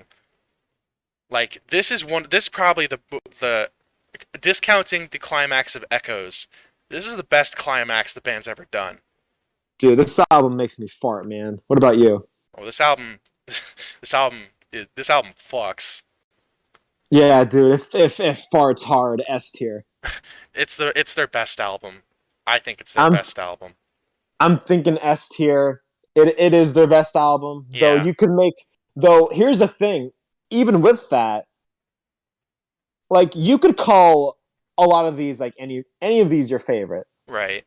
I know some people again like there are a lot of people who would actually say Piper at the Gates of Dawn is like their favorite. Mhm. Um, and I still find that frustrating because I still don't fully get that or where they're coming from, but Right. I at the same time I kind of do. Mhm. Um, but Animals is the one for me. Yeah. I've always loved this album. It I love it. I love it so much. like I mean it just doesn't get old. It never does. Like it that's that's that's like the ultimate takeaway with it. It just doesn't get old. Neither does Darkside, and that's why I have them in my top 2 is because I can listen to them anytime and be satisfied. Yeah, man. All right, we're going to have to speed things along because the next album is a double album rock opera that's like 80 something minutes and we're not going to delve into the whole thing. But yeah, I'll try not to, but I'll go over like it's not like we're going to be going over literally each individual track. Like, are we seriously going let's to just dwell? limit ourselves to like 5 or 6. Well, I mean, like, are we seriously going to be dwelling on tracks like "Stop" or No, "Empty Spaces" no, or absolutely like not. like "Another Brick in the Wall" Part 3? I mean those tracks really don't do much other than to like you don't listen to like those like those little itty bitty tidbits No, because it's like part of the album experience. This is a rock opera. You don't listen to this thing like piece by exactly. piece. You listen to it as a whole, and it's 80 minutes long, and it's incredibly like I don't want to say anything like overtly like pretentious or negative about this album, but you definitely feel its length. Oh, but also, oh, dude. Oh, wait a minute. We're at that point now. Yeah, Oh no, dude. We're getting into like okay. Excuse me for a moment. My balls. yeah. My balls. um, Melvin, brother of the Joker. Shout out to. Excuse me. um, Um, the Wall is a lot. it It's a is a lot. lot. It's very extra. Mm-hmm. Um, so essentially, this album is about a fictionalized version of Roger Waters that is named Pink, and it follows his story from birth. Well, I should say it starts with his birth and then the death of his father in World War II. And then he grows up as a kid, he becomes a rock star, and then he just goes completely off the wall nuts insane. Yep. And that's basically the long and short of the story. I'm not going to get into any more of it. If you want to listen to this album, if you want to delve into the story, do that on your own time. I'm pretty sure everybody knows about it anyways. Dude, everyone's gonna hate me when I say this, but I still have not watched the movie yet. I have. It's very good. I mean, I've seen like a lot of like clips of it on YouTube and stuff. I know what I would be getting myself into once I watch it, but I actually still have not sat down Hmm. and watched the whole thing. I also know that like there's just some top-notch animation across this whole Oh thing. yeah, the artwork for this album was done by Gerald Scarfe, and he knocked it out of the park. This album has some It gorgeous it, artwork. it is ballin'. Oh yeah, and And the movie has full-blown animated segments which are insanely good. It looks better than some and animation today. and it's also I mean just like the style of all the arc is Yeah, really it's really gritty. yeah. It's like kind of like gritty but also stylized. Like it's not meant to be all cutesy and No, it's such. it's meant to be caricatures. Gerald Scarfe was a political cartoonist at the time, so it makes And yeah, perfect again, sense. dude, what is it with balls and this album? I The don't know. the like the trial and the gigantic freaking He's you got a know nutsack chin. my balls, This album has a weird fascination with testicles. my balls. Anyways, yeah, this album is a lot. It's very dense. It's probably one of the most taxing Pink Floyd albums to listen to, but not in the bad way. We'll talk about that later. Yeah, It's just a lot. It's a lot to take in. I can totally understand the flack that this album gets and such, Yeah. and I mean that also seems to be the case with. I mean, it's not just The Wall that gets this type of treatment, but like a lot of other rock operas, just because of Yeah. how like rock operas work as concept albums and I stuff. will say, if you don't like Roger Waters, you're gonna hate The Wall because this album is 110% about him. Well, guess what? I'm a Roger Waters stan, and I. But yeah, okay. So right away, I love The Wall. In fact, The Wall is my second favorite Pink Floyd album. It's right behind Animals. Hmm. Um, and I know some people will be like, "Oh, you're ridiculous," but then there's also some who'd be like, "Oh yeah, dude, I get you. I totally get you." Here's the thing: the people who love The Wall really, really love it, and the people who hate it really, really hate it. You sure there's no people in between? Well, I'm about to get to that. Well, no, I know some. Well, I know that expression. You either love it or you hate it. Oh yeah. I mean, I with would everything. say, and I would say, I'm one of the people in between. Are you really? Yeah, I really like this album. I'd put it in the top five of Pink Floyd easily, but it would be at the number five spot for me. I think Meddle's just barely better. Well, that's just because it doesn't have any filler tracks or whatever. Like, The stop. Wall has quite a bit of filler, unfortunately. Well, for me, I I tend to like cherry pick the songs that I really love, Hmm. and the other ones I just kind of leave behind, and I save for if I'm ever wanting to revisit the entire thing. You Right. know, but but There's man, like three songs I would take out from The Wall and listen to on their own because the album is just so it's just such like a cohesive flowing experience that you kind of have to listen to the whole thing if you want to listen to like a particular song, but like there's like three that I would take out and listen to on their own, which is Another Brick in the Wall Part 2, Comfortably Numb, and Run Like Hell. Those are my three picks. really, Yeah. wait, three? I Yeah, mean, just three. three? Yeah, just three. All right, let me count how many there are for me. Give me 1 second. Uh, one, two, um, three, um, four, five, six, seven, eight, nine, 10. Okay, so and I'm not counting stuff like in the flesh Because that's or like explicitly an intro to the album. or I mean in the flesh is still like oh man I mean it's a kick-ass opening to the album. Yeah, and it comes back. uh I mean like just the thin ice is amazing, even if it's like 1 minute long. Yeah, It's still really good. yeah. um and I also just love the like other like very cartoony voices that he puts on. Oh yeah, he's Roger Like, Waters has a very animated sort of vocal style with a lot of this album because he's playing different characters. yeah, but that's also when that really gets blown out of proportion on the trial, and that's what a lot of people love about that song. Yeah. It's just so over the top It's and Roger dramatic Waters that voice acting real. in all my years of judging, I don't even know how it goes. I always said it come to no good. I love the school teacher voice.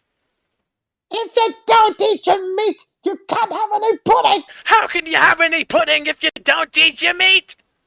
Get your filthy hands off my desert. That's not the.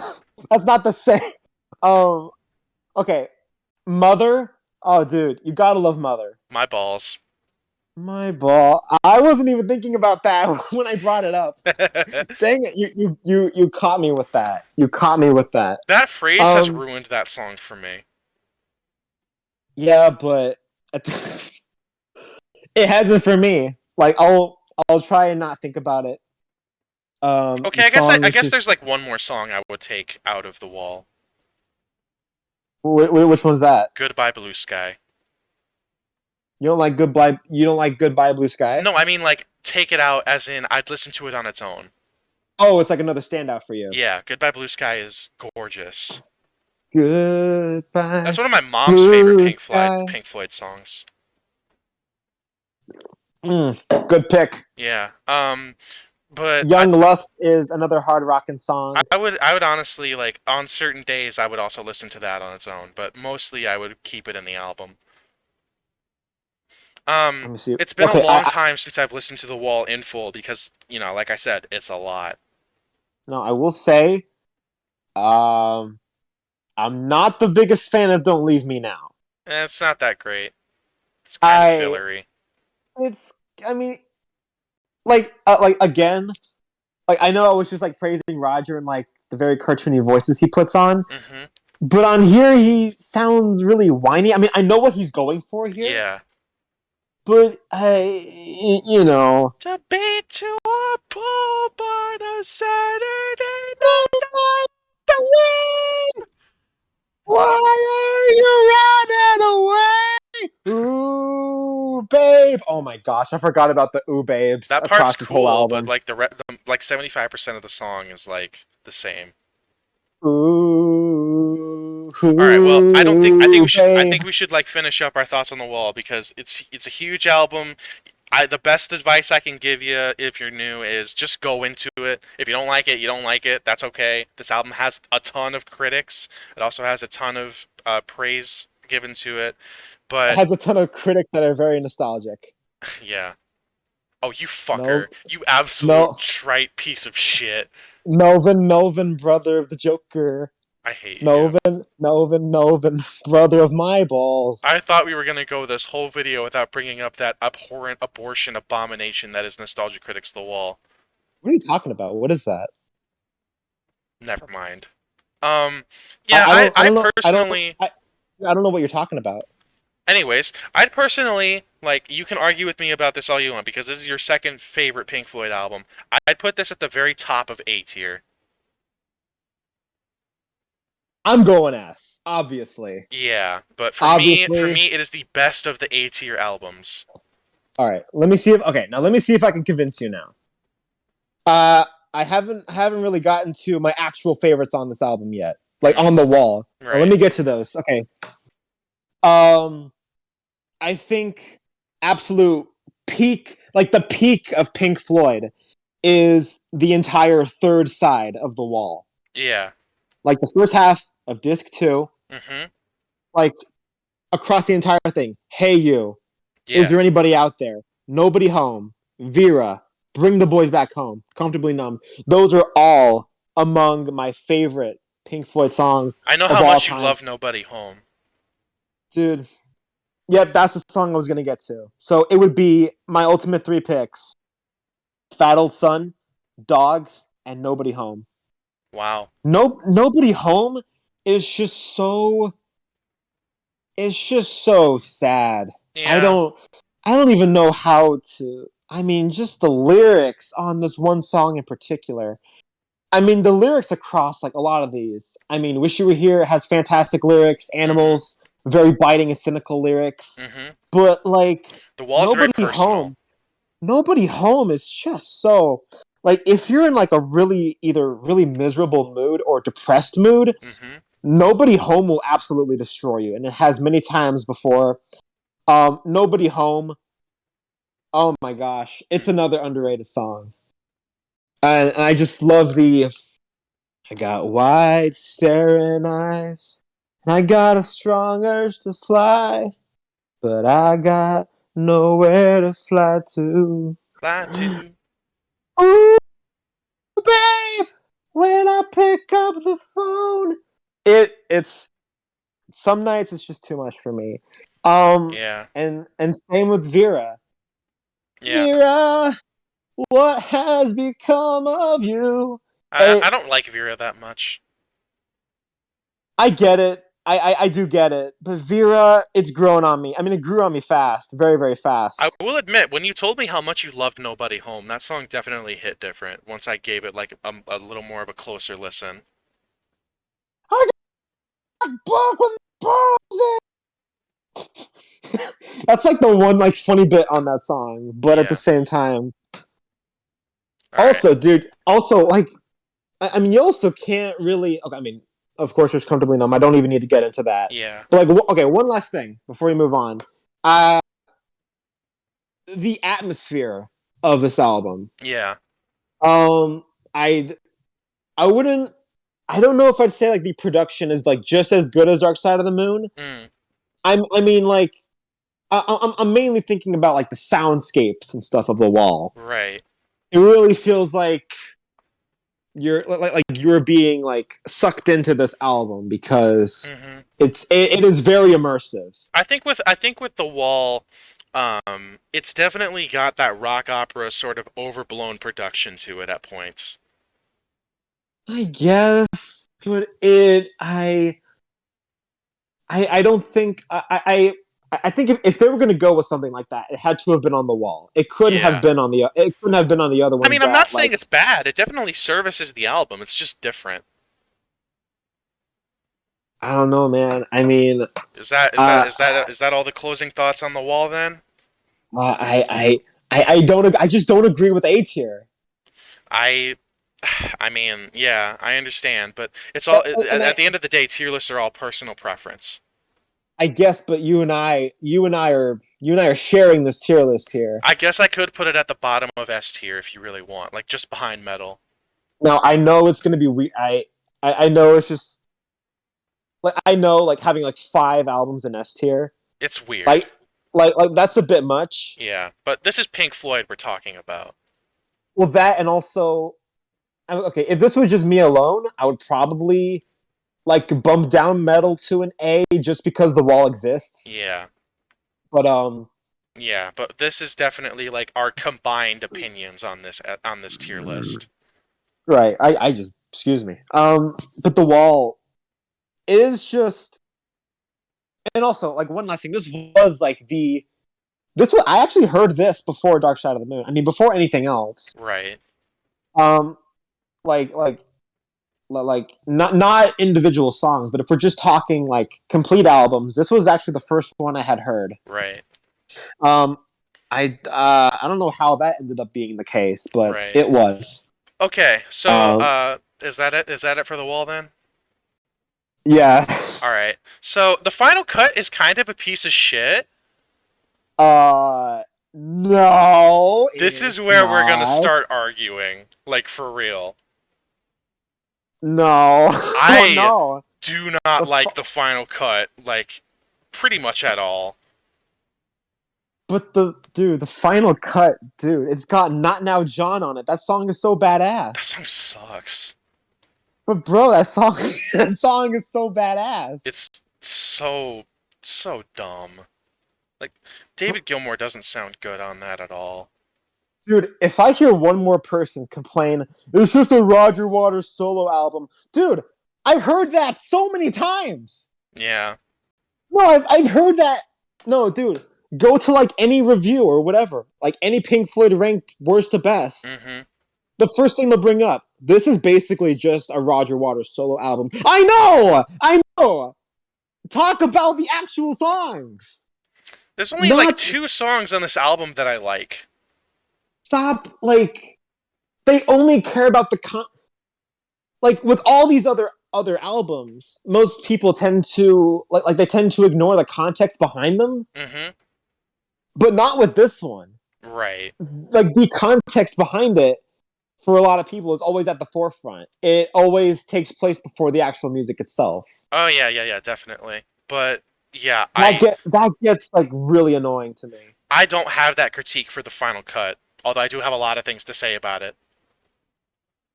Um, There's like I said I, earlier, there's only like two songs on here that I genuinely like, and that's "When the Tigers Broke Free" and the title track, and that's about it. when the Tigers broke free. Yeah, that's on the final cut. Now, the reason why I like "When the Tigers Broke Free" is that it's not originally made for the album. It was made for the Wall movie, and then it was put on the final cut. Oh, wait, you know what? I got when the Tigers broke free mixed up with one of the few. Okay, I got so confused when when you listed that as one of your favorites Mm, because that is like a shorter song. yeah. Make him laugh, make him cry, make him lay "When the down and Tigers Broke die. Free" is definitely a great song. And you know what? The final cut title track, it's good. I like the lyrics because it's kind of sort of a continuation of the Wall's story, and I think it works. And I think it works decently enough in that regard. I just don't give a shit about any other song on the rest of the album. I, What about what about the hero's return? I don't care about the Schoolmaster, and that song just sort of sounds.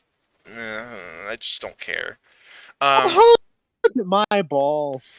the Gunner's Dream. I like the saxophone, but I'm biased because saxophone is one of my three favorite instruments.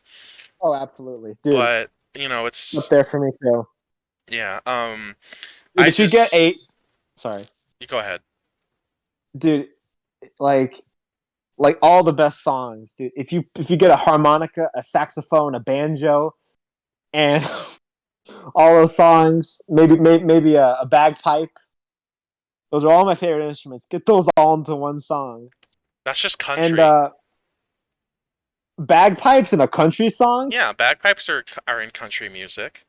No, that's for like Scottish folk music and stuff. No, bagpipes are. Or I've heard what? bagpipes in country music before. What the hell is a bagpipe? No, I'm kidding. I mean, as in like, dude, what? Bagpipes are weird. They are very odd. That's why I love them. Um, I mean, yeah, I don't like the final cut. dude, what about Paranoid Eyes? Mid, What? mid. Paranoid. You can hide, hide, hide I mean, behind brown and I've even what? I've even heard people say that, oh, the final cut's boring instrumentally, but the lyrics are good. I don't care about the lyrics either. What? Why? I thought you were a lyrics man. It's all about war and death and sadness. I thought you were a lyrical, spiritual, miracle, individual, spiritual, lyrical man. I love lyrics, but this whole album is nothing but, oh, the war's going on. My dad is dead. Oh, Um, come on, dude. That's just insensitive. I know it's insensitive, but I mean that's the best way I can describe it. Is that Dude, imagine if your dad died and then you wrote an album dedicated to your dad dying. I'm And then not and then the freaking nostalgia critic makes a video on you and that's horrible. Oh, that's I'm not saying that Roger Waters' dad dying isn't a bad thing, but I mean at the same time, I don't know, man. Maybe I am insensitive when I say this, but Roger Waters Roger Waters Roger has been Waters talking about his dad's death for like over a decade at this point in Pink Floyd Roger songs. Roger Waters' dad dying is a bad thing. Is that what you said? No, I'm not saying that. What? Is that's what you said? I'm not saying that. Never mind. I meant like the subject. But Yeah, okay, like, yeah, bro. I wish this album had more to it than just war is bad and my dad's dead. Look, here's the thing you got to understand about the final balls. The look, it's not. It's meant to be much different. Okay, look. For one thing, I actually do find it kind of impressive how he managed to take a lot of these like leftover songs like that were like they were being recorded during like the wall recording Mm, sessions and stuff. yeah. He managed to take like these loose bits and make it into this sort of epilogue or whatever. Mm. Um, you know what I mean? I do find it impressive in that regard that he at least manages to make it work. The final I cut, mean, the final cut is the amnesiac to the Walls Kid A. Amnesiac is like the worst album ever made ever. Amnesiac is great. That album is We're horrible. gonna I do a radio. hate. We should do a Radiohead tier list at some point. Oh my god, It'd be easy. It'd be quick. Amnesiac is like worse than freaking. Anyway, I could say the same thing about the final cut. okay, but look, the thing is, because of its structure and like at the time when the songs were made and such, like of course it's not going to be as like transcendent or like huge in scope and scale and attention to detail like Dark Side of the Moon or Wish You Were Here. Yeah. It's a bit more down to earth. It's a bit more somber. It's a bit more sparse kind of, but I think I think it makes up for that in again the immersive atmosphere and stuff because that's also very heavily prevalent on this album too. I, It I mean, even then, like, if I take this album at face value and don't incorporate it into the rest of Pink Floyd's discography and just look at it on its own, just all sounds pretty much the same. It's just boring. they fluttered behind you, your impossible paths. I hate you. It's so boring. It's not. That's not a valid argument for anything ever. Oh, it's boring. I mean, like I said, it's Freaking, all personal freaking. preference. I just don't get anything out of this album anymore. I hate respecting your opinions, bro. Well, You freaking. opinions are like assholes. Everybody's got one. Yeah, I don't want to think at all about your asshole. Sorry. Yeah. Personally, I'd put this album in D tier. Hang on, last thing too. Mm, Um, Southampton Dock and the final cut. Those songs are also fantastic. yeah. But since we're sharing this tier list, personally, I'd put it in D tier. But since you probably would put it in A tier, I will concede and put this in C tier. It's not it's not my Hmm. favorite by a long shot. Okay, well, look, I have been talking mostly positive about this album for for the most part, almost this entire time. Yeah. So, as the um, yeah, not now, John isn't great. Um, Two Suns in the Sunset isn't amazing or anything. Mm, And again, like even if it's not as like grandiose and stuff, well, even if that's not what it's going for, yeah. that's just still sort of how it is nonetheless. Yeah. Um, well, I mean, is it like would you like consider like outright bad? Because I think like D tiers for well, I know you agreed to C tier, Yeah. but C tier is C the tier, lowest. okay, so D tier is the albums I get nothing out of and don't really enjoy. C tier is middle of the road. So yeah, I would put Final Cut in D tier personally. But since Like you I think since you love this album, I'll put it in the middle of the road C tier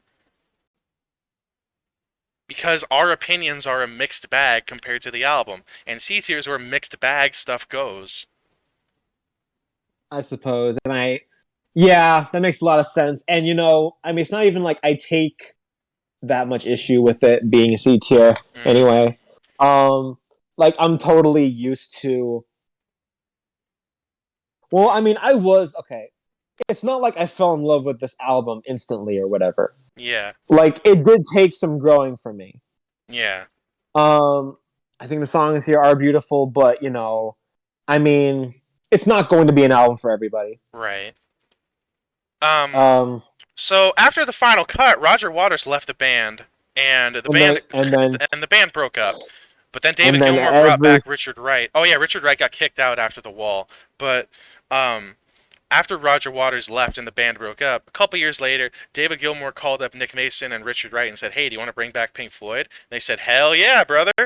And Roger Waters tried to sue the band because they said he said Pink Floyd was his band, but he didn't win, and as a result, we got a momentary lapse of reason.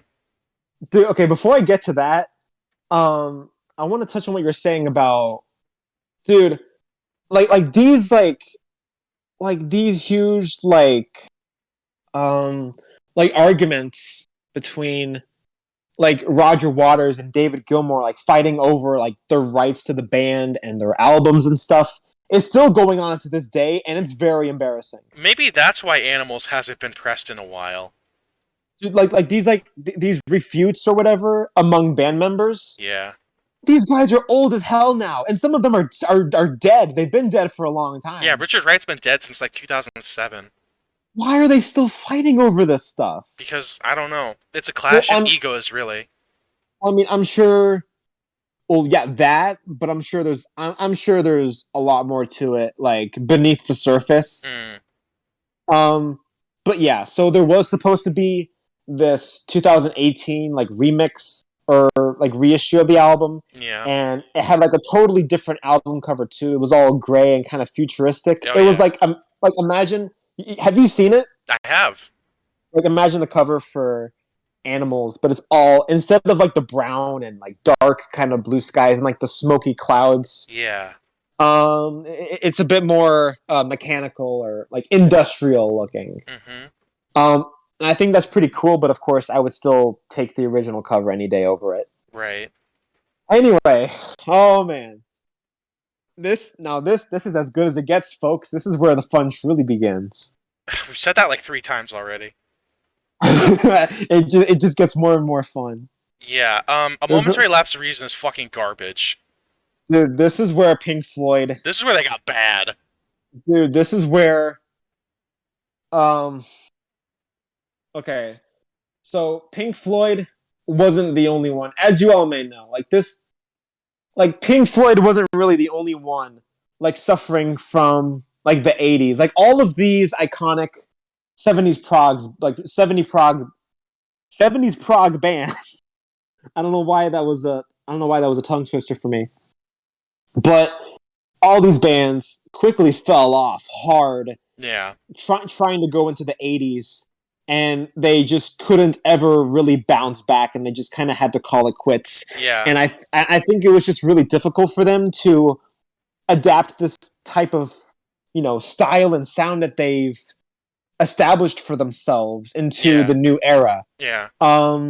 With Pink Floyd, you have these next three albums. With Genesis, you have ah! and and with Gentle Giant, you have like Giant for a Day and The Missing Piece. With Yes, oh man, oh my gosh, dude, what happened to Yes? Yeah. What Dude, happened to Yes? what happened to him, man? I'd Emerson say Lake, dude, Emerson Lake and Palmer, what happened to them, man? They got really bad, dude. I'd say that King Dude, Crimson was like the best out of all of them when it came to surviving the 80s. Even then yeah, it wasn't that great outside of Discipline, which is a fantastic album. dude, like King Crimson managed to make it work for themselves because they toyed around with new wave. Oh yeah, No, wait, wait, Discipline is a new wave album essentially. wait.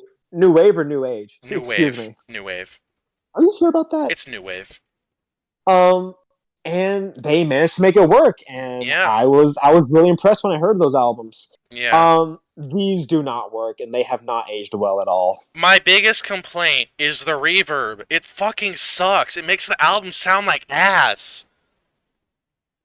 Like this album is such a meme to me now that I almost want to buy a CD for it just to like just for the novelty of it, and also like if I really want to. So I think I have almost all the Pink Floyd albums on CD. The ones that I'm missing are like these three albums because I never really felt any incentive to get them. Yeah. Um, you know what? There is one good song on Momentary Lapse of Reason, and that's it. And that's Learning to Fly. Exactly. Dude, shout out to Dostwood. Like, Learning to Fly is literally his favorite song of all time. And that's kind of based because it is a great song. It is based, though, like, it's a based pick, but it's really the only pick for this album. Yeah, everything else just sucks. It's bad. And dude, the funny thing is, like, there was like a new remix for this album and everything. Oh You know yeah, what I'm I talking haven't about. listened to it because I don't want to listen to this album ever again.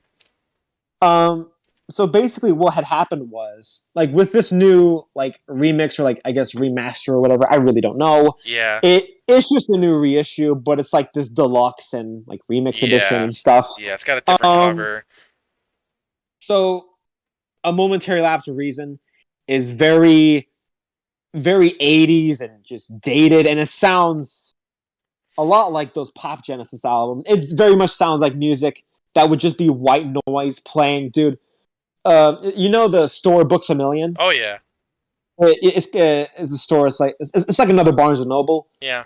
Like if you go to like the store Books a Million, and they'll probably have like a used CD section and stuff. Like you just go there. Yeah. Like this very much sounds like that type of music that would be playing along with um oh my god, Illegal Alien or whatever. And then you just go through all the UCDs and you get shit like Creed Yeah. and more Creed. I think I just Yeah. oh my god. Um Dogs of They should War. rename the store to Creed's a Million. No, dude. No, Dogs of War. Oh my god. Dogs of War. It's all bad. It's so, like you get the best song on the album, and then you immediately get the worst song on the album right after.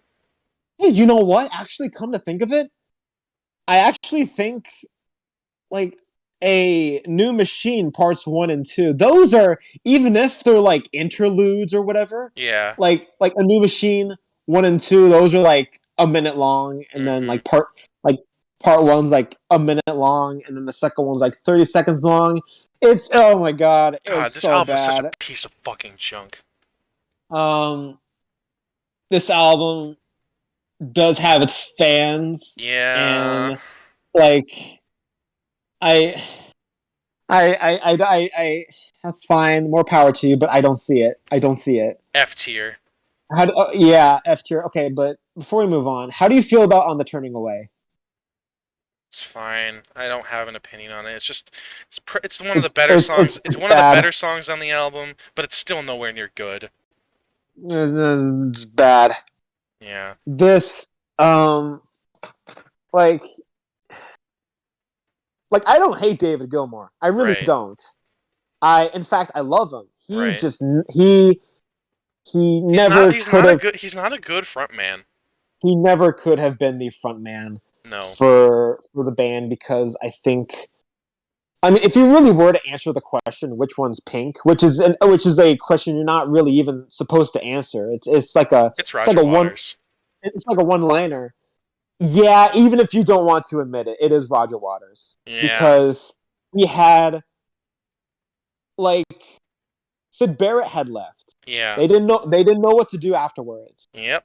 Roger Waters was coming up with the majority of the ideas, but like that sounds like he's on like a whole other level Right. from David Gilmour and Richard Mhm. Wright and Nick Mason. That is not true because Right. Pink Floyd it really is the sum of their parts. Yeah.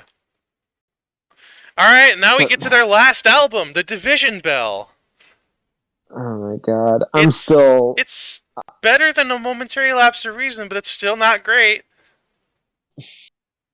I don't even think we need to talk about this one for that long. There's really not that much to this album. I actually have a few things to say about it. Okay, go on.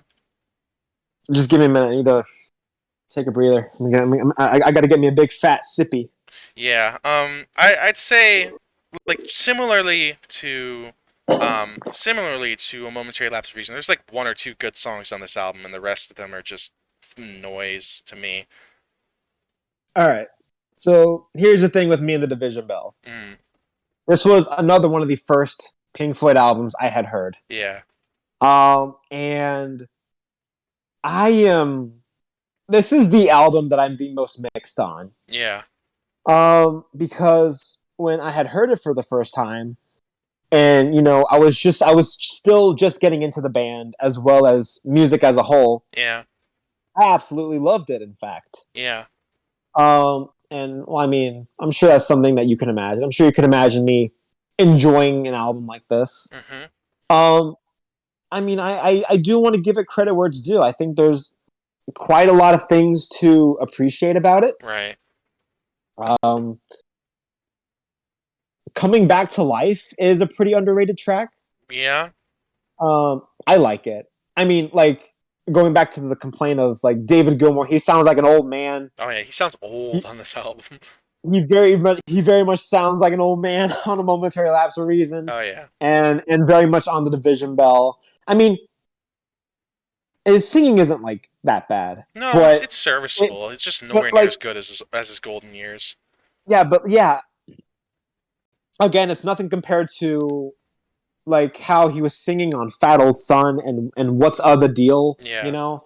Um, how do you feel about Marooned? Don't like it. Don't like it. I don't like it. You just straight up just don't like it. You just think it's bad. Yeah, it's boring. It's yeah, I can see it, but I think it's pleasant. It was one of those songs. I When I mean, first listened to this album, it definitely was very soothing at points, but nowadays I don't get that anymore. it is a very soothing album, and that was that's what I was enjoying the most about it. I mean, I kind of have a soft spot for it because this was another one of those albums, like getting me through my junior year. I just Yeah. um now I will say, what do you want from me? Doesn't what do you want from me doesn't do much for me anymore. I don't like that song either. But it really hit like at the time. I mean, Yeah. you have like this vocal choir that comes in, but it doesn't really have that same impact, Yeah. like how it would on something like Dark Side of the Moon. I think Keep Um, Talking is a good song. yeah, that one's got freaking Stephen Walking on it. I I I don't remember. Oh, It doesn't. you're talking about the computer voice. I think that Yes. is Stephen Hawking. Yeah. Stephen Hawking. It Yeah. doesn't have to be like this. All we need to do is keep talking. Yeah. Yeah. Um, Keep talking. It doesn't do what do much you think for about me. Take It Back? Um. I know how much you hate Yeah. U2, and everybody says this is Pink Floyd's attempt at being U2. What is that? Oh, okay. Yeah. I I guess. Oh, It's I've never minded U2, and I've never minded this song. um, wearing the inside out is okay. Yeah. Now again, like these songs really did a lot for me when I first heard it. Yeah. Um, okay, I will say I actually still really like Lost for Words. Okay. Um, I think Coming Back to Life, Lost for Words, and High Hopes. Those are the songs that really hold up. I think High Hopes is like like for what the band was doing and the direction they were taking. It's probably the best thing they could have done is like a swan song to Pink Floyd. Yeah, but I also like how Lost for Words comes right. It comes right before it, and like the Yeah. lyric. When you look into the lyrics, they're very clearly, he's very clearly going on about Roger Waters. It's so blatantly Oh obvious. yeah. Can't you see your days blinded by darkness? Is it Yeah. true you beat your fists on the floor? Yep. You know, but they tell me to please. Um, was expecting to hear. I wasn't expecting to hear David Gilmour drop an f bomb Yeah. on the Division Bell, That's the only song that has swearing in it. bruh. Yeah. But This album's fine, but like I don't. Okay, like the final cuts in C tier. If I were to put the Division Bell in C tier, that would feel weird for me. I'm putting it in D tier. D for Division Bell. Like it is it marginally better than a momentary lapse of reason. is. But Yeah, maybe. I don't think it's as good as More or Ummagumma. Yeah, maybe we shouldn't consider D tier like bad territory. No, it's just you know, C tier is like mixed bag or you're pretty much indifferent. D tier is like you have some big problems with it. And then F tier is just bad.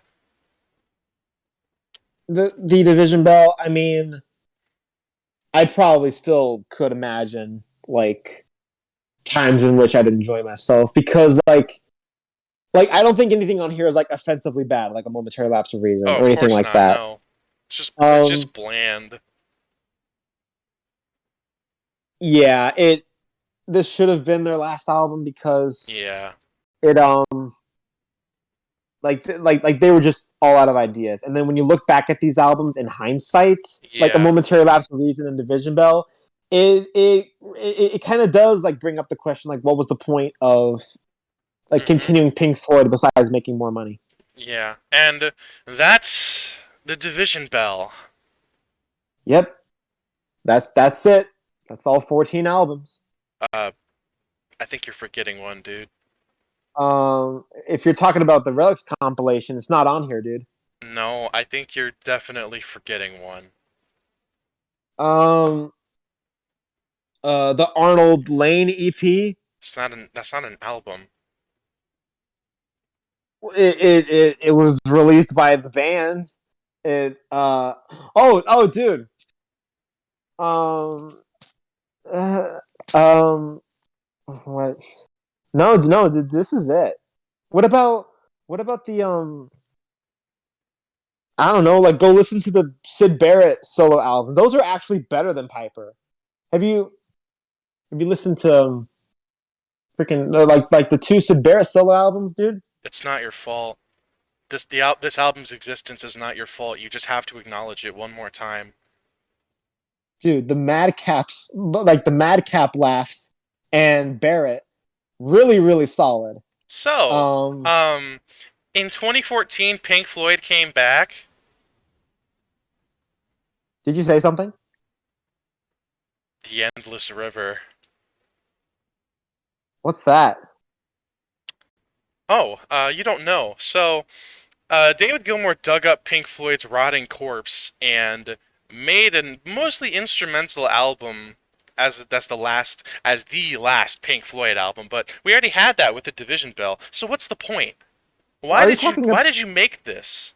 Are you talking about like Coda by Led Zeppelin or something, or what are you talking about?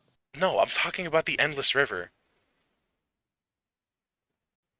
Well, I mean, is whatever that album is like? Is that like in a similar vein as what I don't see any other albums here. Like that's it. No, Like I man. don't No, like no. like It's dude. definitely there. I think you're going crazy. I think that's it, dude. It was the Division Bell, and that I was mean, it. even then, the Endless River, or whatever you want to call it, is in the same boat as a momentary lapse of reason.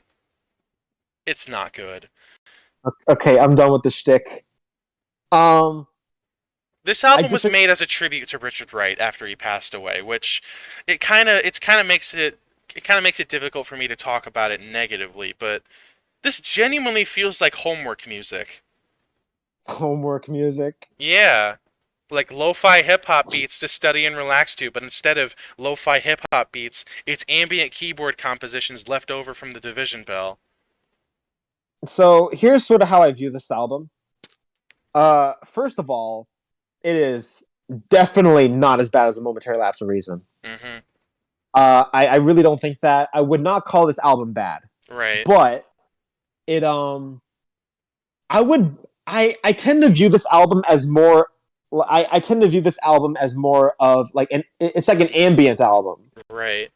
Like this isn't. I mean, I can't really think of much else to describe it. Yeah. It's just so like minimalist kind of and very airy that it might as well fall under ambient. You know what I Uh-huh. mean?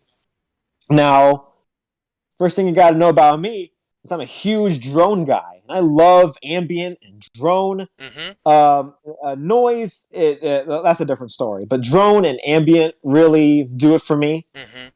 A lot of it can either be really relaxing, it can be Yeah. like drone and ambient can like be really like inspiring, you know? Yeah.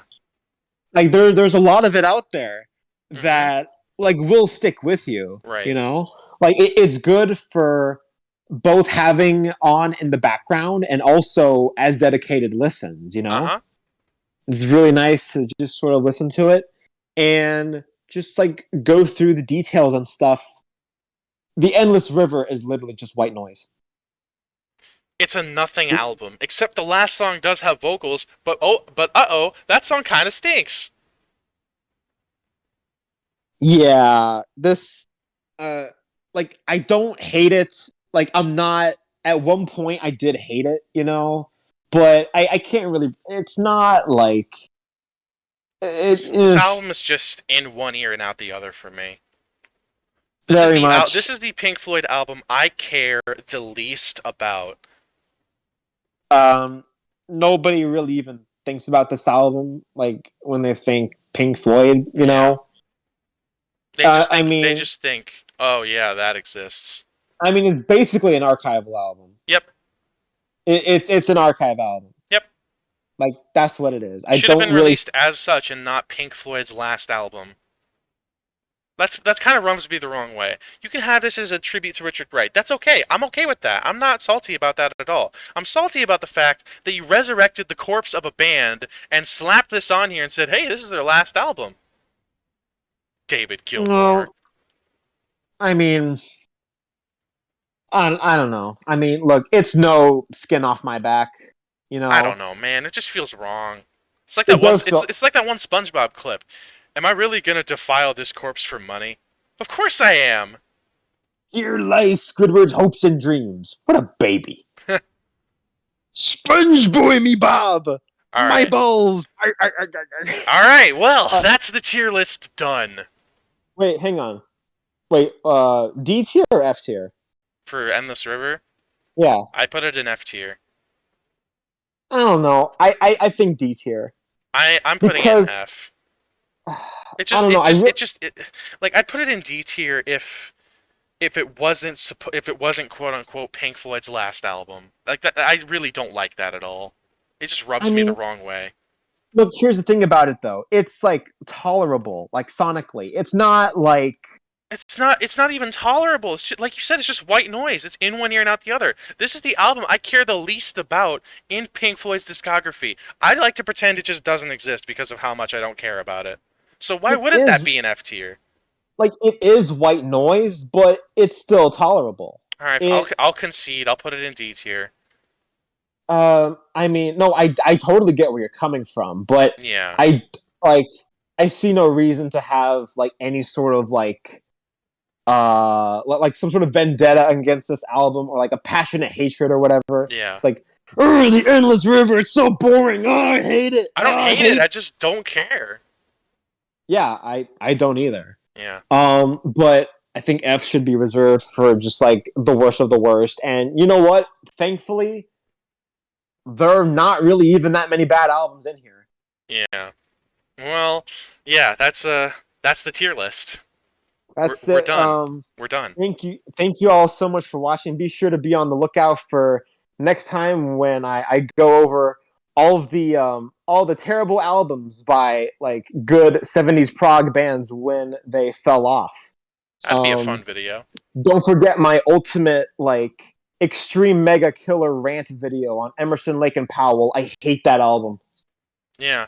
Well, yeah. If you made it this far, and I'd be surprised if you did. Yeah. Thanks for I'm tuning in. We're just two idiots who like music.